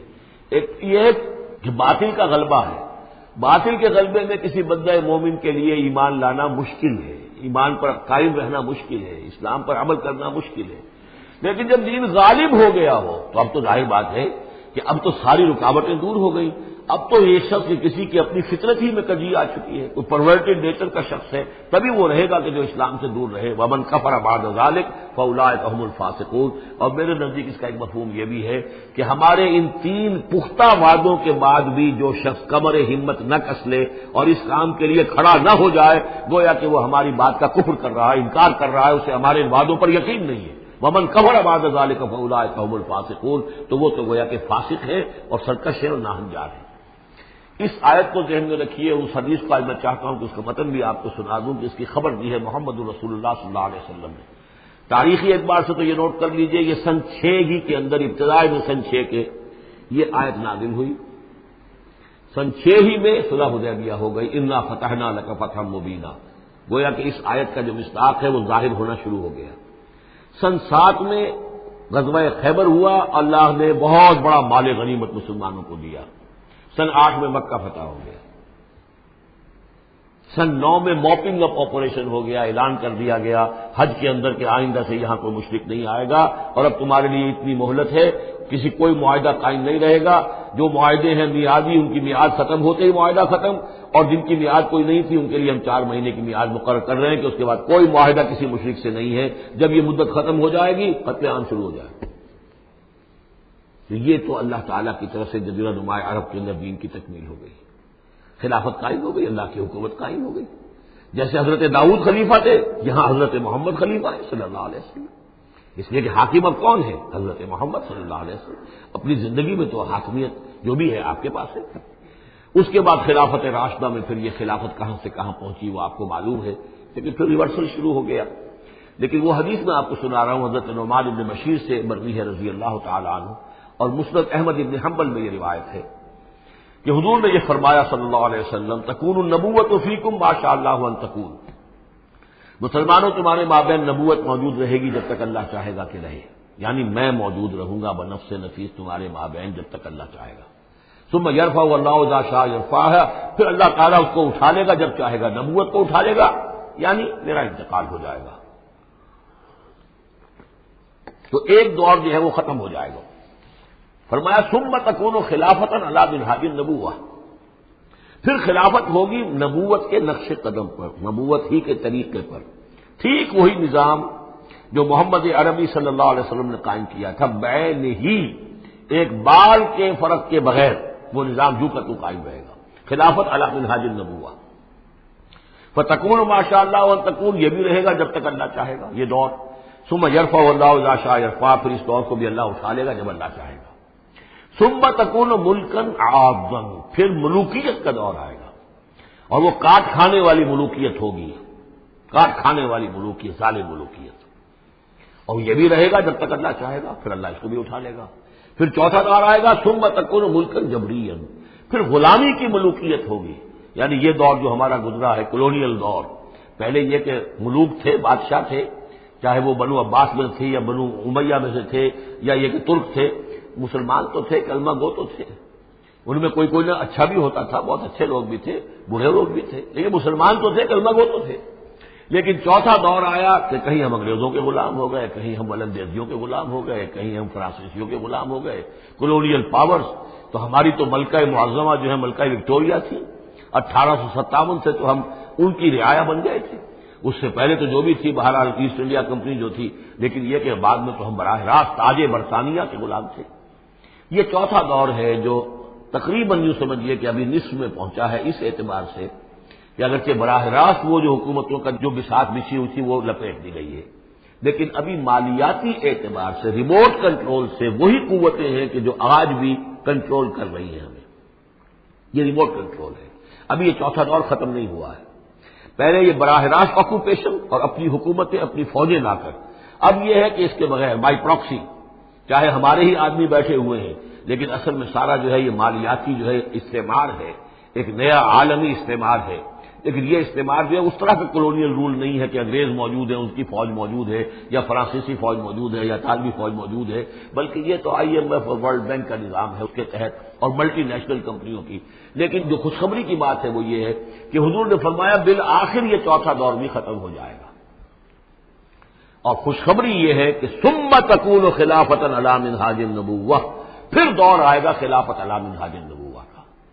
ثم سکت رسول اللہ صلی اللہ، اس کے بعد حضور خاموش رہے، اس لیے کہ اس کے بعد تو دنیا کے خاتمے کا معاملہ ہے. وہ خاتمے کے بارے میں عرض کر چکا ہوں، ایک طویل عرصے تک تو پوری دنیا میں وہ خلافت علی منہاج النبوہ رہے گی گلوبل، اس لیے کہ حضور نے یہ بتا دیا ہے کہ اب جب یہ خلافت علی منہاج النبوت کا نظام آئے گا تو کل روئے ارضی پر ہوگا. مسلم شریف میں روایت ہے، یہ حضرت ثوبان حضور کے ایک آزاد شدہ غلام تھے، جیسے کہ حضرت زید بن حارثہ بھی حضور کے غلام تھے، آپ نے آزاد کر دیا تھا. اسی طرح حضرت ثوبان بھی ہے مولا، ان ثوبان مولا رسول اللہ صلی اللہ علیہ وسلم. اس میں روایت کیا ہے، حضور نے فرمایا ان اللہ زوالی الارض، اللہ نے میرے لیے ساری زمین کو لپیٹ دیا یا سکیڑ دیا. فرائے تو مشارقہا و مغاربہا، تو میں نے سارے مشرق دیکھ لیے زمین کے، سارے مغرب دیکھ لیے. وَإِنَّ أُمَّتِي سَيَبْلُغُ مُلْكُهَا مَا زُوِيَ لِي مِنْهَا، اور میری امت کی حکومت ان تمام علاقوں پر قائم ہو کر رہے گی جو اس طرح زمین کو سکیڑ کر یا لپیٹ کر مجھے دکھا دیے گئے. اور یہ روایت صحیح مسلم کی ہے. اسی طرح کی ایک اور حدیث ہے حضرت مقداد بن الاسود سے رضی اللہ تعالی عنہ کہ اس روئے ارضی پر کوئی گھر اور کوئی خیمہ نہیں بچے گا، یعنی سیٹل جو علاقے ہیں جہاں گھر ہیں، شہر ہیں، گھر بنے ہوئے ہیں، مکان بنے ہوئے ہیں، یا نومیڈک ٹرائبز جہاں بھی ہیں کہ وہ اپنے خیمے لے کے ادھر سے ادھر جاتے رہتے ہیں، نہ کوئی گھر بچے گا نہ خیمہ جس میں اللہ کا دین داخل نہ ہو جائے. بعز عزیز اور ذل ذلیل، یا تو یہ کہ گھر اور خیمے والا اسلام قبول کرے گا، اسلام اس کے گھر میں داخل ہوگا، اس کا بھی اعزاز ہوگا. اور یا وہ گھر والا اسلام قبول نہیں کرے گا لیکن اسلام کی بالادستی جو ہے تسلیم کرنی پڑے گی. یؤتوا الجزیۃ عن ید وہم صاغرون، یہ جو ہم پڑھ رہے ہیں سورہ توبہ کے اندر، تو گویا کہ اس کے گھر میں بھی اسلام تو آ گیا لیکن وہ بدبخت جو ہے اسلام کی نعمت سے اور اس کے اعزاز سے محروم رہا. یہ ہے وہ خبر کہ جو ہے صحیح احادیث ہیں. اور یہ منطقی طور پر بھی سمجھ لیجئے کہ قرآن مجید میں یہ بات واضح کر دی گئی کہ حضور کو بھیجا گیا غلبہ دین کے لیے، 3 دفعہ فرمایا. سورہ توبہ میں ہم پڑھ چکے ہیں، 2 مرتبہ آگے اور آنا ہے. هو الذی ارسل رسولہ بالہدی ودین الحق لیظہرہ علی الدین کلہ، اور 5 مرتبہ فرمایا کہ حضور کو بھیجا گیا پوری نوع انسانی کے لیے. اس کی سب سے نمایاں اور سب سے جو لوگوں کے اندر عام طور پر معروف آیت ہے وہ یہ ہے وما ارسلناک الا کافۃ للناس بشیرا ونذیرا. ویسے ہم پڑھ رہے ہیں سورہ انبیاء میں وما ارسلناک الا رحمۃ للعالمین، اس کا بھی مفہوم یہی ہے، تمام جہان والوں کے لیے ہم نے بھیجا ہے آپ کو رحمت بنا کر. اور ہم نے نہیں بھیجا ہے محمد آپ کو مگر پوری دنیا کے لیے، پوری نوع انسانی کے لیے بشیر اور نذیر بنا کر. ان دونوں کو جوڑیں تو اس کا منطقی نتیجہ بھی یہ ہے کہ حضور کی بعثت کا مقصد مکمل ہوگا ہی اس وقت جبکہ کل عالم انسانیت پر دین حق غالب ہو جائے، اور یہ ہو کر رہنا ہے. ومن کفر بعد ذلک فاولئک هم الفاسقون واقیموا الصلاۃ وآتوا الزکاۃ، اور نماز قائم کرو اور زکوٰۃ ادا کرو. واطیعوا الرسول لعلکم ترحمون، رسول کی اطاعت کرو تاکہ تم پر رحم کیا جائے. چونکہ روح سخن منافقین کی طرف ہے، اور میں نے آپ کو بتایا تھا ان پر جو شاخ گزر رہی تھی وہ در حقیقت رسول کی اطاعت تھی. بار بار کہتے تھے یہ اپنے جی سے بات کہہ دیتے ہیں، آیت تو ابھی اتری نہیں، ابھی کوئی آیت تو آئی نہیں، قرآن میں تو ابھی یہ حکم آیا نہیں. یہ معاملہ جو ہے ان کو وہ شاخ گزر رہا تھا حضور کی اطاعت.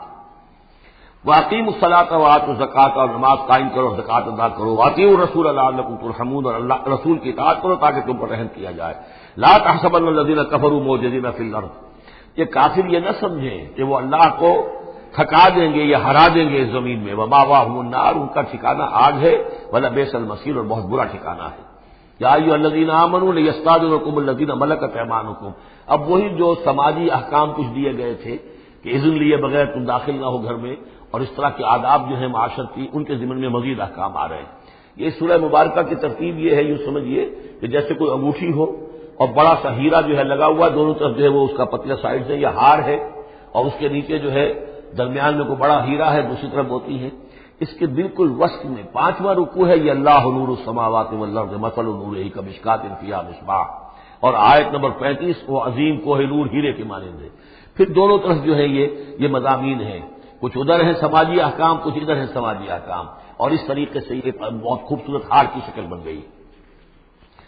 لِیَسْتَأْذِنَكُمُ الَّذِينَ مَلَكَتْ أَيْمَانُكُمْ، چاہیے کہ جو تمہارے غلام ہیں اور باندیاں ہیں وہ بھی اجازت لے کے اندر داخل ہوا کریں۔ وَالَّذِينَ لَمْ يَبْلُغُوا الْحُلُمَ، اور وہ لوگ بھی کہ جو ابھی وہ بالغ نہیں ہوئے ہیں وہ بچے بھی، مِنْكُمْ ثَلَاثَ مَرَّاتٍ، 3 اوقات دن رات کے ایسے ہیں کہ جن میں خاص طور پر جو پرائیویسی کا اہتمام ہونا چاہیے، اور اس میں یہ کہ کوئی بھی اجازت لیے بغیر بچے بھی نہ جائیں۔ من قبل صلاۃ الفجر، ایک تو فجر کی نماز سے قبل، وحین تضعون ثیابکم من الظہیرۃ، اور جو تم ظہر کے وقت ظہیرہ جس کو کہتے ہیں اپنے کپڑے ذرا اتار کے سستاتے ہو، قیلولہ کرتے ہو، ہلکے کپڑوں کے اندر انسان لیٹتا ہے۔ ومن بعد صلاۃ العشاء، اور نماز عشاء کے بعد۔ ثلاث عورات لکم، یہ 3 اوقات تمہارے پردے کے اوقات ہیں، یہ تمہاری خاص پرائیویسی کے اوقات ہیں۔ لیس علیکم ولا علیہم جناح بعدہن، ان کے علاوہ عام حالات میں کوئی حرج نہیں ہے، بعدہن کہ وہ یعنی وہی تمہارے ملازم ہیں، تمہارے غلام ہیں یا باندیاں ہیں، یا اسی طریقے سے تمہارے بچے ہیں، طوافون علیکم بعضہم علی بعض، وہ آئیں جائیں گھروں کے اندر، ظاہر بات ہے کہ اس کمرے میں آئے ہیں اس میں گئے ہیں، اس میں کوئی حرج نہیں ہے کہ وہ آئیں جائیں اور پھریں۔ کذالک یبین اللہ لکم الآیات، اسی طرح اللہ تعالیٰ تمہارے لیے اپنی آیات واضح کر رہا ہے، واللہ علیم الحکیم، اور اللہ تعالیٰ علیم اور حکیم ہے۔ وَإِذَا بَلَغَ الْأَطْفَالُ مِنْكُمُ الْحُلُمَ، اور جب تمہارے بچے جو ہیں جو لڑکے ہیں وہ بھی بالغ ہو جائیں، انہیں سب سمجھ آ جائے جو بھی معاملات ہیں دونوں شو کے، فَلْيَسْتَأْذِنُوا كَمَا اسْتَأْذَنَ الَّذِينَ مِن قَبْلِهِمْ، تو پھر وہ بھی اذن لے کر اسی طرح داخل ہوا کریں جیسے کہ پہلا حکم آیا تھا کہ اذن لیے بغیر گھر میں داخل نہ ہو۔ کذالک یبین اللہ لکم آیاتہ، اس طرح اللہ تعالیٰ تمہارے لیے اپنی آیات کو واضح کر رہا ہے، واللہ علیم الحکیم، اللہ علیم اور حکیم ہے۔ والقواعد من النساء اللاتي لا يرجون نکاحا، اور وہ عورتیں تمہاری خواتین میں سے کہ جو اب بیٹھ رہی ہوں، یعنی لا یرجون نکاحا، اب وہ نکاح کی امیدوار نہ ہوں، ایک خاص عمر سے گزر چکی ہیں، اب کوئی نکاح وغیرہ کرنے کا سوال نہیں ہے، بیوہ ہیں یا کچھ اور جو بھی معاملہ ہے، لیکن یہ کہ بہرحال اب معمر ہو چکی ہیں، فَلَيْسَ عَلَيْهِنَّ جُنَاحٌ أَن يَضَعْنَ ثِيَابَهُنَّ، تو ان کے اوپر کوئی حرج نہیں ہے کہ وہ جو اپنے اضافی کپڑے ہیں وہ اتار دیا کریں، یعنی بڑی چادر لے کر ہی نکلنا ان کے لیے وہ لازم نہیں ہوگا، یا اگر اپنے گھروں کے اندر بیٹھ کر جو اوڑھنیاں ہیں ان کو مکل مارنے کی جو ان کی پابندی دوسری خواتین پر ہے، اس میں ان کے لیے درد بھی ہو سکتی ہے، اس لیے کہ اب وہ اس عمر سے گزر چکی ہے۔ والقواعد من النساء اللاتي لا يرجون نکاحا فليس عليهن جناح أن يضعن ثيابهن غير متبرجات بزينة، لیکن ان کی نیت یہ نہ ہو کہ وہ اپنی زینت کو ظاہر کریں اور لوگوں کی نگاہوں میں لائیں، نیت کا معاملہ جو ہے وہ دوسرا ہے۔ وَأَن يَسْتَعْفِفْنَ خَيْرٌ لَهُنَّ، اور اگر وہ اس معاملے میں احتیاط ہی کریں تو بہتر ہے، اس رعایت سے فائدہ نہ اٹھائیں تو بہتر ہے، اس لیے کہ شیطان جو ہے وہ ہر وقت طاق میں لگا رہتا ہے، نہ معلوم کس وقت اس کے دل میں کیا خیال پیدا کر دے۔ واللہ سمیع علیم، اور اللہ سب کچھ سننے والا اور جاننے والا ہے۔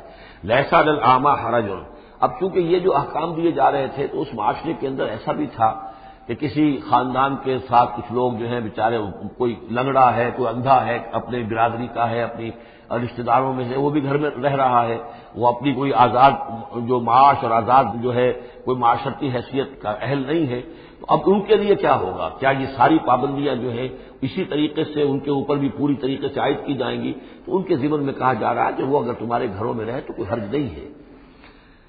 لیس علی الاعمى حرج، کوئی کسی اندھے کے اوپر کوئی حرج نہیں ہے، کوئی تکلیف نہیں ہے، ولا علی الاعرج حرج، اور نہ ہی کسی لنگڑے پر، ولا علی المریض، اور نہ بیمار پر حرج، ولا علی انفسکم، نہ تمہارے اوپر کوئی تنگی ہے، ان تاکلوا من بیوتکم و بیوت آبائکم، کہ تم کھانا کھایا کرو اپنے گھروں سے، اپنے باپوں کے گھروں سے، اور بیوت امہاتکم، یا اپنی ماؤں کے گھروں سے، اور بیوت اخوانکم، اپنے بھائیوں کے گھروں سے، اور بیوت اخواتکم، یا اپنی بہنوں کے گھروں سے، اور بیوت اعمامکم، یا اپنے چچاؤں کے گھروں سے، اور بیوت عماتکم، یا اپنی پھوپھیوں کے گھروں سے، اور بیوت اخوالکم، یا اپنے ماموں کے گھروں سے، اور بیوت خالاتکم، یا اپنی خالاؤں کے گھروں سے، او ما ملکت مفاتحہ، یا یہ کہ جس کی کنجیاں تمہارے ہاتھ میں ہے، کارخانہ ہے، اس کے مالک ہی تم ہو، وہاں جاؤ اور وہاں پر جا کر تم کھانا پینا ہو تو کھاؤ، اور صدیقکم، یا تمہارے اپنے دوست ہیں اس کے گھر سے، لیس علیکم جناح ان تاکلوا، کوئی حرج نہیں ہے تم پر اس میں، ان تاکلوا جمیعا، کہ سب مل کر کھاؤ، او اشتاتا، یا علیحدہ علیحدہ کھاؤ۔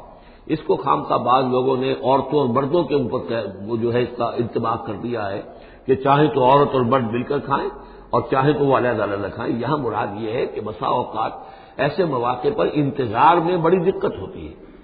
جیسے آج کل آپ کو معلوم ہے کہ ولیمہ ہے اور ٹائم دے رکھا ہے 9 بجے کا اور 12 بجے رات کے. لڑکی والے تو آئے نہیں، اس لیے ولیمہ ہو نہیں سکتا. بیٹھے ہوئے لوگ سوکھ رہے ہیں، کیا ضرورت ہے؟ جو آئے ہیں وہ کھائیں اور جائیں. لہذا یہ نہیں ہے کہ سب کے سب جمع ہو کر ہی اور ایک کی جمعیت ہو تبھی وہ کھائیں، بلکہ یہ کہ اپنی ضرورت کے تحت جیسے بھی ہو اگر سب مل جل کر بیٹھ کر کھائیں تب بھی کوئی حرج نہیں، اور اگر علیحدہ علیحدہ گروپس کے اندر یہ کھا لیا جائے تب بھی کوئی حرج نہیں. یہ مجلسی احکام جو دیے جا رہے ہیں اس سے مراد یہ نہیں ہے کہ ستر اور حجاب کے احکام بھی یہاں پہ ٹوٹ جائیں گے اور یہاں پر جو ہے گھریلو جو ہے اگر پارٹیز کو تھرو کی گئی ہیں تو اس میں کوئی پردے وردے کی حاجت نہیں ہے، اس میں مرد اور عورتیں جو ہے وہ مخلوط طور پر شریک ہو جائیں، معاذ اللہ یہ مراد نہیں. فَإِذَا دَخَلْتُمْ بُيُوتًا فَسَلِّمُوا عَلَىٰ أَنفُسِكُمْ، پھر جب تم گھروں میں داخل ہو تو اپنے آپ پر سلام بھیجا کرو. یعنی انفسکم سے مراد ہے گھر میں رہنے والے جو ہیں وہ تمہارے ہی میں سے ہیں، تمہارے رشتے دار ہیں، عزیز ہیں، یا تمہارے اپنے گھر میں بھی داخل ہو تو السلام علیکم کہو. تحیۃ من عند اللہ مبارکۃ طیبۃ، یہ دعا ہے اللہ کے پاس سے، اللہ نے تمہیں سکھائی ہے السلام علیکم، اور یہ مبارک بھی ہے اور پاک بھی ہے. کذالک یبین اللہ لکم الآیات لعلکم تعقلون، اسی طرح اللہ تعالیٰ تمہارے لیے اپنی آیات کو واضح کر رہا ہے، کھول کر بیان کر رہا ہے تاکہ تم عقل سے کام لو. اب آخری جو رکوع ہے اس کا، اس سورہ مبارکہ کا، اور اس کی کل 3 آیات ہیں، یہ خالص جماعتی زندگی، وہ جو جہاد اور قتال کے لیے یا کسی اور اجتماعی کام کے لیے حضور جب نکلتے تھے اور اہل ایمان آپ کے ساتھ ہیں، اس وقت کیا صورتحال ہونی چاہیے. انما المؤمنون الذین آمنوا باللہ ورسولہ، مومن تو صرف وہی ہیں جو ایمان لائے اللہ پر، اس کے رسول پر. واذا کان معہ علی امر جامع، اور جب وہ ہوتے ہیں ان کے ساتھ یعنی رسول کے ساتھ کسی اجتماعی کام کے ضمن میں، لم یذهبوا حتی یستاذنوہ، تو وہاں سے جاتے نہیں ہیں جب تک کہ اجازت نہ لے لیں. اب آپ نکلے ہیں کسی کام کے لیے، ایک نفری ہے آپ کے ساتھ، لیکن یہ کہ کوئی کہیں کھسک جائے کوئی کہیں کھسک جائے تو یہ تو صحیح نہیں ہے. وہ تو یہ ہے کہ اب اس اجتماعی نظم کا تقاضا یہ ہے کہ اب جہاں بھی وہاں سے کوئی عذر پیش آ گیا ہے، کوئی ایسی مجبوری ہے، کوئی جانا ہے تو اجازت لے کر جائیں. علی امر جامع لم یذهبوا حتی یستاذنوہ، جب تک اذن نہ لے لیں. ان الذین یستاذنونک اولئک الذین یؤمنون باللہ ورسولہ، یقیناً اے نبی جو لوگ آپ سے اجازت لیتے ہیں وہی ہیں کہ جو ایمان رکھتے ہیں اللہ پر، اس کے رسول پر. فیستاذنوک، پھر جب وہ آپ سے کوئی اجازت مانگے، رخصت مانگے، لبعض شانہم، اپنی کسی عذر کی وجہ سے، فاذن لمن شئت منہم، تو اجازت دے دیجئے جسے آپ چاہیں. مطلب یہ ہے کہ جو لیڈر ہے، جو اس وقت سپہ سالار ہے، اسے معلوم ہے سچویشن کیسی ہے، میرے پاس کوئی اضافی نفری ہے جس میں سے میں کسی کو ریلیو کر سکتا ہوں، یا پہلے ہی میرے پاس کم نفری ہے، اس میں کسی اور کی کمی جو ہے وہ اور زیادہ خطرناک ہو جائے گی نتائج کے اعتبار سے. لہذا یہ نہیں ہے کہ صاحب میں نے اجازت طلب کی تو مجھے اجازت ملنی چاہیے. یہ نہیں، اجازت کیا ہوئی پھر؟ یہ تو وہی ہے کہ تھانے داروں کسی معافی مانگتی ہے، اچھا میں نے تو کچھ نہیں کیا لیکن اگر آپ سمجھتے ہیں کہ میں نے کچھ کیا تو میں معافی مانگتا ہوں. یہ تو در حقیقت الٹی دھوس ہے کہ آپ بڑے کمینے آدمی ہیں، میں نے تو کچھ کیا نہیں تھا پھر بھی آپ سمجھ رہے ہیں کہ میں نے کچھ کیا ہے، تو میں اتنا اونچا ہوں کہ پھر بھی میں معافی مانگتا ہوں. یہ در حقیقت وہ انداز نہیں. اجازت تو طلب کرنی ہے تو یہ ہے کہ اجازت لے کر اجازت ملے، اور یہ اختیار جو ہے پھر اے نبی آپ کو ہے کہ آپ چاہیں تو اجازت دیں. فاذن لمن شئت منہم واستغفر لہم اللہ، اور اس پر بھی ان کے لیے استغفار کیجیے اللہ سے، کیونکہ انہوں نے ظاہر بات ہے اپنے کسی ذاتی کام کو زیادہ اہمیت دی ہے اس اجتماعی کام سے. یہ اجتماعی کام نبی کا ذاتی نہیں ہے، یہ دین کا کام ہے، اللہ کے دین کا کام ہے. دین کو غالب کرنا فرض منصبی اللہ کی طرف سے ہے ان پر، لہذا اس کے لیے تم ان کے ساتھ نکلے ہو. لہذا یہاں پر جو ہے اب اگر تم نے اپنے ذاتی کام کو اس دین کے کام سے اہم تر سمجھا ہے تبھی تو یہاں سے رخصت لے کر جا رہے ہیں. یہ خود ایک ہلکی بات ہے، گویا کہ تم نے دین کے کام کو کمتر سمجھا ہے اپنے کام سے اور اس کو اہمیت زیادہ دی ہے. لہذا استغفار، اے نبی ان کے لیے استغفار کیجئے. واستغفر لہم اللہ، اور ان کے لیے استغفار کیجئے. ان اللہ غفور الرحیم، یقیناً اللہ تعالیٰ غفور الرحیم ہے. ایک بات البتہ نوٹ کر لیجئے کہ یہ مضمون جب سورہ توبہ میں آیا ہے تو اس سے اگلا قدم ہے. یہ چونکہ ہے سن 6، وہ ہے سن 9، 3 سال میں فرق کیا واقع ہوا. ابھی تو فرمایا گیا ہے کہ جو اجازت لے کر جاتا ہے نبی وہ وہی ہے کہ جو واقعی ایمان رکھتا ہے، لیکن وہاں فرمایا گیا جو ایمان رکھتے ہیں وہ اجازت لیتے ہی نہیں. وہ جو موقع تھا وہ تھا نفیر عام کا موقع، وہ موقع تھا نہایت ہی یوں سمجھیے ایمرجنسی کا موقع. اس موقع پر اجازت طلب کرنا ہی در حقیقت اس بات کی علامت تھی کہ یہ منافق ہے. لہذا وہاں روکا گیا. آپ نے کیوں اجازت دے دی؟ اف اللہ عنک لما اذنت لہم، کیوں آپ نے اجازت دے دی؟ آپ کی اجازت آپ نہ دیتے تب بھی انہوں نے جانا نہیں تھا، تو ان کا جو نفاق کا پردہ چاک تو ہو جاتا نا، ان کی حقیقت تو کھل جاتی. تو یہ وقت کے حوالے سے ہے، اور اس کو درجہ بندی بھی کہہ سکتے ہیں. ایک وہ لوگ ہیں جو اس دین کے کام کے لیے اس درجے حمتن اپنے آپ کو پیش کر چکے ہیں کہ دنیا کے کسی بھی کام کو اس سے اہم تر نہیں سمجھتے. وہ کیسے اجازت طلب کریں گے؟ اس سے نچلا درجہ ہے کہ وہ لوگ ہیں جو دین کے اس کام میں لگے ہوئے ہیں، لیکن کم سے کم نظم کی اتنی پابندی تو کرتے ہیں کہ اگر کہیں انہیں ضرورت پیش آ گئی جانا ہے تو اجازت لے کر جائیں.